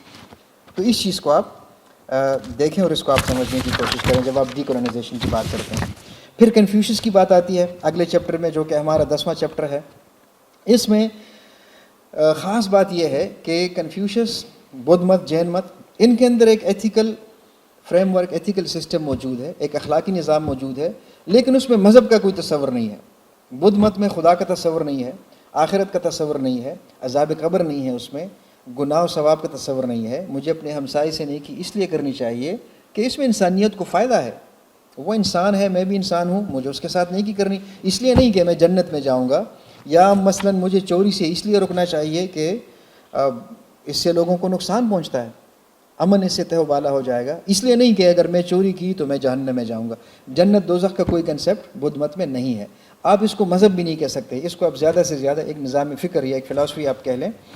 تو یہ چیز ہے. اور پھر کنفیوشس نے خاص طور پر اس نے اس بات پر زور دیا کہ آپ اگر معاشرے میں تبدیلی لانا چاہتے ہیں تو اس کے لیے مقامی روایات کو آپ نے سمجھنا ہوگا اور ان کا آپ نے احیاء کرنا ہوگا. اس کی وجہ یہ ہے، پیج 325 پہ لکھا ہے، وہاں سے میں پڑھ کے سنا رہا ہوں آپ کو چھوٹا سا پیراگراف. کسی بھی روایت، ثقافت یا تہذیب کو مربوط، مضبوط اور ہم آہنگ کرنے کا طریقہ مقامی رسومات اور تہواروں کا احیاء ہے، کیونکہ رسومات اور تہوار معاشرے کو منظم کرتے ہیں. اب آپ دیکھیں ہمارے رسومات اور تہوار آج وہ کون سے ہیں؟ ہم چھوٹی عید مناتے ہیں جی، بڑی عید مناتے ہیں، عید میلاد النبی مناتے ہیں، ٹھیک. لیکن پنجاب میں لوہڑی، بیساکھی، بسنت یہ مقامی تہوار تھے، یہ ختم ہو گئے. اور ان کو آج کل تو تھوڑی سی دوبارہ اس پہ بات شروع ہوئی ہے سوشل میڈیا کے توسط سے، لیکن ان چیزوں کو ختم کرنے کے لیے باقاعدہ ایک پلاننگ کے تحت میڈیا کے تھرو ان چیزوں کو ختم کیا جاتا ہے تاکہ کولونائزر جو ہیں ان کو کولونائزیشن میں آسانی ہو. مولانا طارق جمیل صاحب کا وہ خود میں نے سنا ہے، استڑے میں سے کیا ہوتا ہے؟ السلام علیکم بولو. اب استڑے میں سے کیا ہے؟ یہ ہمارا لوکل ہے، ٹھیک ہے. ہم جب کہیں جا رہے ہوتے ہیں اور ایک بندہ کھیتوں میں کام کر رہا ہوتا ہے جی، اس کو ہم نے گڈ وشز دینی ہوتی ہیں. کیا کہتے ہیں ہم؟ خچارے. تمہارے کام سدھر جائیں، تمہارے کام اچھے طریقے سے ہوں. السلام علیکم ہم نہیں کہتے. مطلب میں نہیں کہہ رہا کہ السلام علیکم کہنا غلط ہے، میں یہ کہہ رہا ہوں کہ السلام علیکم باہر سے آیا ہے، خچارے ہمارا لوکل ہے. تو ہوا کیا، وقت کے ساتھ ساتھ خچارے ختم ہو گیا، السلام علیکم رہ گیا. ٹی وی پہ جب خبریں پڑھی جاتی تھیں تو آخر میں، یا ٹی وی نشریات جب ختم ہوتی تھی تو اناؤنسر کہا کرتی تھی خدا حافظ.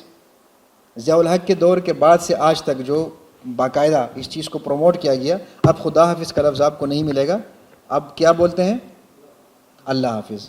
تو خدا فارسی کے ساتھ لنک کر رہا ہے لفظ، اللہ عربی کے ساتھ لنک کر رہا ہے، اور آپ کے اوپر کس کلچر کو امپوز کیا جا رہا ہے اس کے لیے ضروری ہے کہ آپ اللہ حافظ کہیں. تو یہ چیزیں آپ کے سمجھنے کی ہیں، ٹھیک ہے جی. یہاں 80 کی دہائی سے سماجی تخریب کاری کا عمل. اچھا، اسی طرح سے وہ لوکل میں بات کر رہا تھا، تو دسہرہ بھی ہم بناتے تھے. مطلب پٹھان مسلمان دسہرہ کی کا جو تہوار ہے ہندو الگ طریقے سے مناتے تھے، ہم بھی اس کو مناتے تھے. پھر فصلی تہوار ہوتے تھے ہمارے، اشر، غبل جی، فصل جب کٹتی ہے یا پھر جب اس کو گندم کو ہم نے وہ کرنا ہوتا ہے تو جی. یختیر، جب موسم تبدیل ہوتا ہے، سردی گزر جاتی ہے اور سپرنگ سیزن شروع ہوتا ہے تو اس موقع پر ایک تہوار ہوتا تھا، اس کو یختیر کہتے تھے. اسی سے پھر اختر کا لفظ نکلا ہے. یہ ساجد صاحب کی ریسرچ ہے جی.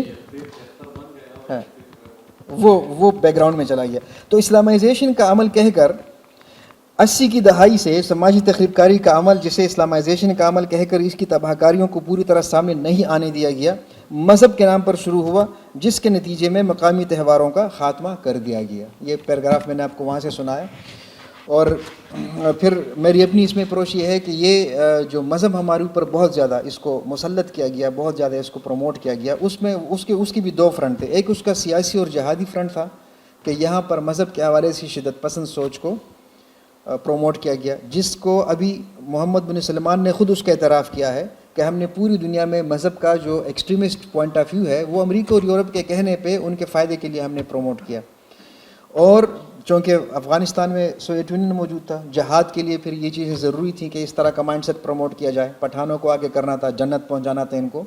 ایک تو وہ کام کیا گیا، اور ایک پھر یہاں پر تبلیغ کو بہت زیادہ، جو بظاہر اپنے آپ کو غیر سیاسی، نان پولیٹیکل کہتے ہیں، اے پولیٹیکل کہتے ہیں، تبلیغ کے نام پر بہت زیادہ مذہب کو بڑھاوا دیا گیا. اب وہ جو پہلی چیز تھی شدت پسند جو مذہبی اپروچ تھی، اس کو کاؤنٹر کرنے کے لیے جیسے ولی خان نے ساری عمر اس کو شروع سے اس کو فساد کہا ہے، اور بھی علماء میں بھی ایسے لوگ تھے اور بھی سیاسی جماعتیں تھیں جنہوں نے اس کو غلط کہا. کچھ لوگوں کو اس وقت سمجھ آ گئی، کچھ لوگوں کو 20 سال بعد سمجھ آ گئی، کچھ لوگوں کو آج سمجھ آ رہی ہے کہ وہ کیا تھا. لیکن یہ جو دوسری چیز ہے یہ زیادہ خطرناک ہے. اس کی وجہ یہ ہے کہ اس کا کوئی سیاسی چہرہ نہیں ہے جس پر آپ تنقید کر سکیں، جس کو آپ کرٹیسائز کر سکیں. بظاہر اپنے آپ کو کہتے غیر سیاسی ہیں، لیکن یہ لوگ کرتے کیا ہیں؟ یہ ایک لیئرز میں کام کرتے ہیں. ہر مذہبی جماعت دہشت گردی پروموٹ نہیں کرتی. لیکن دہشت گردی ہر مذہبی جماعت کی ایکٹیویٹیز کا لازمی نتیجہ ہے.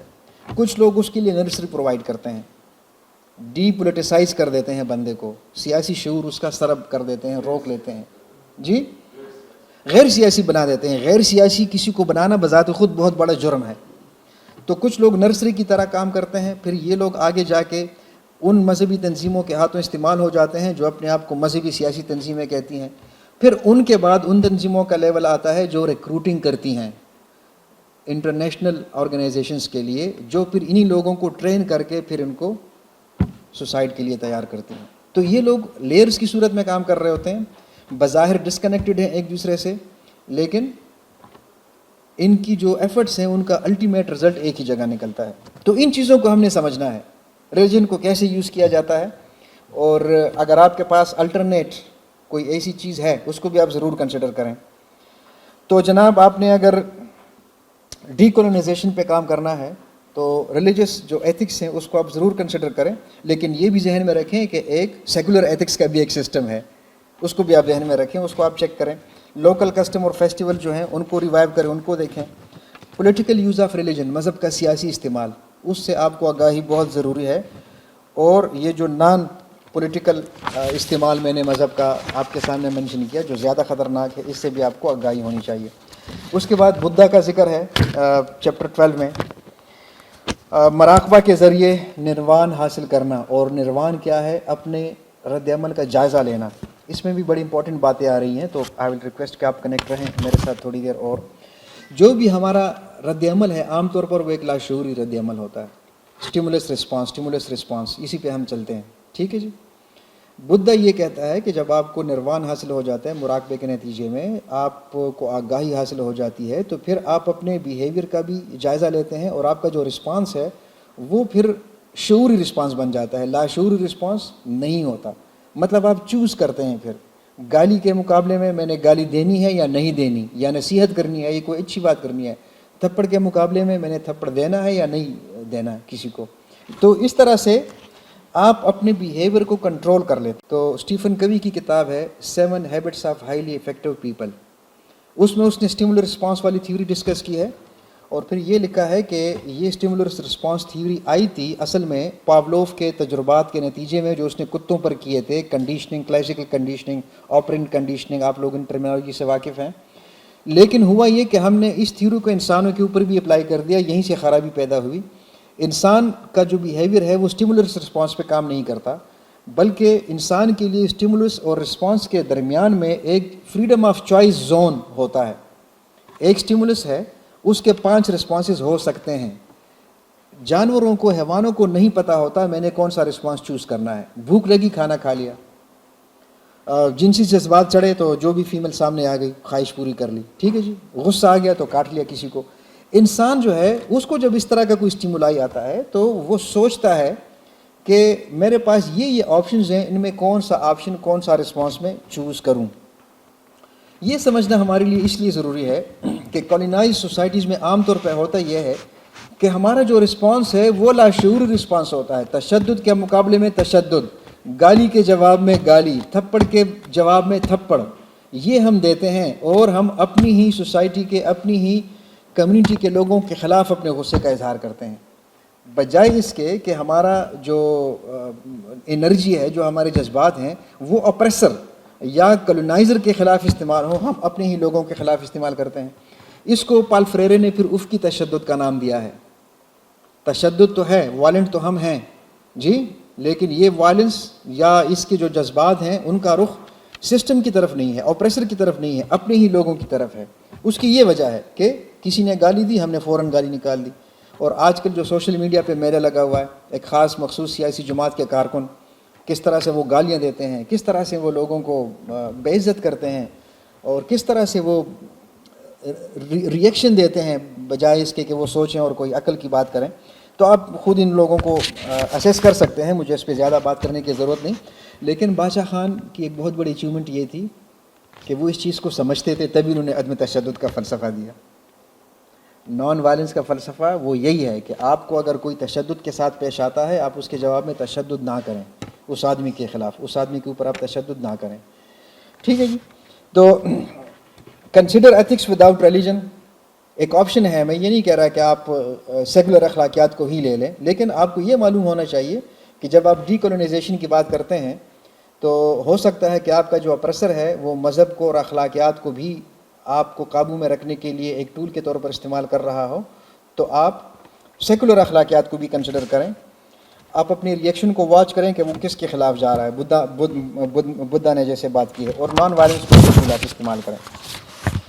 اب جناب اگلے چیپٹر میں ہم آتے ہیں جاپان کی طرف. تو جاپان اس وقت دنیا کے سب سے زیادہ ایتھیسٹ اگر کسی ملک میں پائے جاتے ہیں وہ جاپان میں ہیں. اس سے پہلے یہ لوگ بدھ تھے, اس سے پہلے شنٹو ان کا مذہب تھا, شنٹوازم یا شنٹو مت. اور اس کے بنیادی نظریات یہ ہیں کہ ہمیں فطرت سے جو بھی لینا ہے وہ ہم نے واپس کرنا ہے. اس پر پہلے ہم بات کر چکے ہیں کہ فطرت کو ہم نے صرف یوز نہیں کرنا, صرف ایکسپلائٹ نہیں کرنا. یہ بھی میں نے سنا ہے کہ جاپان میں جب کوئی بچی پیدا ہوتی ہے تو اس کے ساتھ ہی اس کا باپ جو ہے وہ ایک درخت لگا لیتا ہے, اور وہ بچی جب بڑی ہوتی ہے تو اس کی شادی کا فرنیچر اسی درخت سے بنتا ہے. یا ایک درخت جب کاٹتے ہیں تو اس کی جگہ وہ ایک ایڈیشنل ایک درخت ضرور لگاتے ہیں. اور آج کل ایک نیا ٹرینڈ وہاں پر آیا ہوا ہے منیملزم. آپ کو پتہ ہے جاپان جو ہے وہ کسی بڑے خطے زمین کا نام نہیں ہے, جزائر ہیں چھوٹے چھوٹے, زمین کی ان کے پاس بڑی کمی ہوتی ہے. تو نیا جو لائف سٹائل انہوں نے انٹروڈیوس کیا ہے منیملزم. اس کا مطلب ہے کہ آپ کے پاس چیزیں جو ہیں وہ کم سے کم ہونی چاہیے. اس کا مطلب کنجوسی نہیں ہے, آپ بھلے سے 5 لاکھ روپے والا موبائل رکھ لیں لیکن ایک رکھا ہوا ہے, گھڑی ایک رکھی ہوئی ہے, کپڑے آپ کے پاس 2 ہیں, جوتے آپ نے 2 رکھے ہوئے ہیں, فرنیچر نہیں رکھتے. یس نہیں رکھتے. اچھا فرنیچر اگر ہے تو ایسی چیز رکھی ہوئی ہے کہ وہ صوفہ بھی ہے, اسی کو بیڈ کے طور پہ آپ استعمال کر لیں, اور اسی میں سے نیچے ڈرار ہیں وہ نکال کے آپ ٹیبل کے طور پہ استعمال کر لیں, کتابوں کی الماری کے طور پر. منیملزم یہ چیز ہے. تو اس کا مطلب ہے کہ وہ اپنے فطرت کو سسٹین رکھنے کے لیے کوشش کرتے ہیں. چائنا میں آپ کو پتہ ہے کہ کیا چیز استعمال ہوتی ہے سب سے زیادہ؟ فرنیچر میں کیا چیز استعمال ہوتی ہے؟ بیمبوز. چاپ سٹک وہ بناتے ہیں نا جس سے کھانا کھاتے ہیں, وہ چاپ سٹک وہ کس سے بنتے ہیں؟ بیمبو سے بنتے ہیں. تو ایک وہ سویڈش لڑکی ہے گریٹا تھمبرگ, اس نے اعتراض بھی کیا کہ یہ چائنیز جو ہیں یہ لکڑی کے چاپ سٹک استعمال کرتے ہیں اور یہ تو انوائرمنٹ کو ڈیمیج کرتے ہیں اور اس کے لیے یہ درخت کاٹتے ہیں یہ وہ. تو کسی چائنیز نے اس کو جواب دیا کہ بیٹا پہلے تم اسکول جا کر واپس اپنا میٹرک کی اسٹڈی مکمل کرو, اس کے بعد انوائرمنٹل ایکٹیویزم کی طرف آنا, کیونکہ یہ جو ہم بیمبوز استعمال کرتے ہیں یہ فطرت کا سب سے زیادہ انوائرمنٹل فرینڈلی اور نیچرل طریقہ ہے. بیمبوز جو ہیں وہ بڑی تیزی سے بڑھتے ہیں. ایک آپ نے کاٹ لیا نا, استعمال کر لیا اس کو, ود ان 1 ایئر دوسرا اس کی جگہ کھڑا ہوگا. ایسی جگہ پہ اگتے ہیں جہاں پر اور کوئی فصل آپ نہیں اگا سکتے, زیادہ پانی والی زمین ہوتی ہے, اور بایو ڈیگریڈیبل ہے, ریسائیکل بھی کر سکتے ہیں, اس کو ری یوز بھی کر سکتے ہیں. تو مطلب یہ کہ وہ اپنے انوائرمنٹ کو پریزرو کرتے ہیں, اور یہ ان کے مذہب یا ان کا جو فکری نظام ہے, فکری روایت ہے, یہ اس کے ساتھ یہ چیزیں لنک ہیں, اس کی وجہ سے ہیں. تو آپ بھی اگر ڈی کولونائزیشن کی طرف جب آپ جاتے ہیں تو ہم نے ایجوکیشن کو ڈسکس کر لیا, پولیٹکس کو ڈسکس کر لیا, ریلیجن کو کر لیا. آپ اپنے انوائرمنٹ کو کس طرح سے پریزرو کریں گے, کون سی انوائرمنٹل پریکٹسز ہیں جو آپ ڈی کولونائزیشن کے بعد وہ آپ لازماً آپ کے اس میں آنی چاہیے. اس کے بعد پھر یہ آخری چیپٹر ہے, ہندوستان کا فلسفہ آ جاتا ہے, جس میں مرکزی جو فلسفہ ہے وہ برہمنزم کا ہے یا سناتن دھرم ہے. ہندوستان کا مذہب کیا ہے؟ ہندوستان کا مذہب کیا ہے؟ مذہبی لحاظ سے کیا ہیں ہندوستان کے لوگ؟ ہندو نہیں ہے. یہی چیز جمشید اقبال صاحب نے بھی ڈسکس کی ہے, اور یہ میرا اپنا بھی چونکہ تھوڑا سا لنگوسٹک کا شوق ہے. ہندو اصل میں مذہبی اصطلاح نہیں ہے, یہ ایک جغرافیائی اور تہذیبی اصطلاح ہے. سندھ جو ہے نا یہ دریائے سندھ کا نام ہے, اس کو کہتے ہیں, اور سندھ اور ہند دونوں لنگوسٹکلی ایک ہی لفظ ہے. انڈو یورپین زبانوں میں سین اور ہے آپس میں تبدیل ہو جاتے ہیں. اردو میں ہم 10 کہتے ہیں نا جی, پنجابی میں کیا کہتے ہیں؟ دا, سین ہے سے بدل گیا, ٹھیک ہے. اور گریک لیٹن میں پھر ڈیسا, ڈیسی. اچھا ہفت کس کو کہتے ہیں فارسی میں؟ 7 کو. سبت گریک زبان میں سبت وہی ہفت ہے سین سے بدل گیا, اور یہی سبت سنسکرت میں بھی 7 کو کہتے ہیں. تو بتانے کا مقصد یہ ہے کہ انڈو یورپین لینگویجز میں سین اور ہے کی آواز آپس میں ایک دوسرے کی نمائندگی کرتی ہے, بدل جاتے ہیں ایک دوسرے کے ساتھ. تو سندھ ہند, سندھی ہندی, سندھو ہندو, یہ ایک الفاظ ہیں. پھر یہ ہے جو ہے نا اس کی آواز انگریزی میں پھر آئی سے لکھی جاتی ہے، تو انڈس، ہندو، سندھو، انڈس، یہ ایک الفاظ ہیں. تو اصل میں ہندو لفظ جو ہے یہ ہندوستان کے رہنے والے ہر شخص کے لیے اپلیکیبل ہے. اسی لیے سر سید احمد خان نے کہا تھا کہ میں ہندو ہوں کیونکہ میں ہندوستان میں رہتا ہوں. وہ دو قومی نظریہ والے تصورات بعد میں اس کے آئے تھے، شروع میں اس کے نظریات اور تھے. جب وہ کالج تھا، جو بھی اس کے انگریز سیکرٹری تھے، پرنسپل تھے، ان کا جب انفلوئنس بڑھا تو اس کے بعد اس کا مائنڈ چینج ہو گیا. لیکن شروع میں جناب وہ اس نے یہ کہا ہے کہ ہم سب جو ہیں وہ ہندو ہیں. اسی طرح سے ہم سب دنیا ہیں، ہرمن ہیسے کا جو ناول تھا اس میں سے یہ ایک تھیم نکل رہی ہے. اسی طرح سے پھر آپ بعد میں مغلوں کے دور میں دیکھ لیں، جلال الدین اکبر اس نے جو ایک سسٹم بنایا تھا جس کو دین الہی کہا جاتا ہے، وہ اب دین تھا یا نہیں تھا وہ الگ بات ہے، لیکن اس کی بنیاد جو ہے وہ انکلوژن کے اوپر تھی. خود بھی اس نے ہندو عورتوں سے شادی کی ہوئی تھی اور اس میں اس نے کوشش کی تھی کہ ہر شخص کو، ہر مذہب کو کچھ نہ کچھ نمائندگی دے دی جائے. تو اس کو آپ سیکولرزم بھی کہہ سکتے ہیں، یا سیکولرزم نہ کہیں تو پلورلزم، انکلوسیونیس، یا آپ اس کو کہہ سکتے ہیں. تو یہ جو چیپٹر ہے اس میں ہمارے لیے جو لرننگ پوائنٹ ہے وہ یہ ہے کہ آپ نے جب ڈی کولونائزیشن کی بات کرنی ہے تو وہ آپ کسی ایسے فکر اور فلسفے کی بنیاد پر نہیں کر سکتے جو تقسیم پیدا کرتا ہو. آپ اسی فکر اور فلسفے کی طرف جائیں گے جو لوگوں کو جوڑتا ہو، لوگوں کو آپس میں اکٹھا کرتا ہو. یہ جناب کتاب کے بارے میں میری طرف سے کچھ گزارشات تھیں.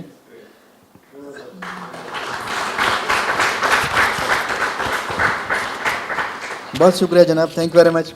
اب جمشید صاحب سے میری کل بھی بات ہو رہی تھی تو انہوں نے خود بھی یہ ذکر کیا کہ کتاب لکھنے والا جو ہے وہ کسی مقصد یا کسی پوائنٹ آف ویو کے تحت کتاب لکھتا ہے. ضروری نہیں ہے کہ جو پڑھنے والے ہیں وہ بھی اسی مقصد کے لیے یا اسی پوائنٹ آف ویو کے تحت اس کو پڑھیں. تو بالکل ممکن ہے، عین ممکن ہے کہ میں نے جس طرح کتاب کو پریزنٹ کیا اور جمشید اقبال صاحب نے جس طرح سے اس کو لکھا تھا اس میں کوئی فرق ہو. دونوں شاید اپنی جگہ صحیح ہوں لیکن فرق ہو سکتا ہے. تو اس لیے اب ہم گزارش کرتے ہیں جمشید اقبال صاحب سے کہ وہ آئیں اور یہاں پر اگر کوئی ایسی بات جو میں نے کی ہو جو ان کا مقصد نہ ہو یا اس کے خلاف جا رہی ہو اس کی بھی ہماری تصحیح کریں، اور ہمیں بتانا چاہیں وہ بھی بتائیں، اور اس کے بعد ہاؤس اوپن ہوگا ڈسکشن کے لیے. Thank you very much.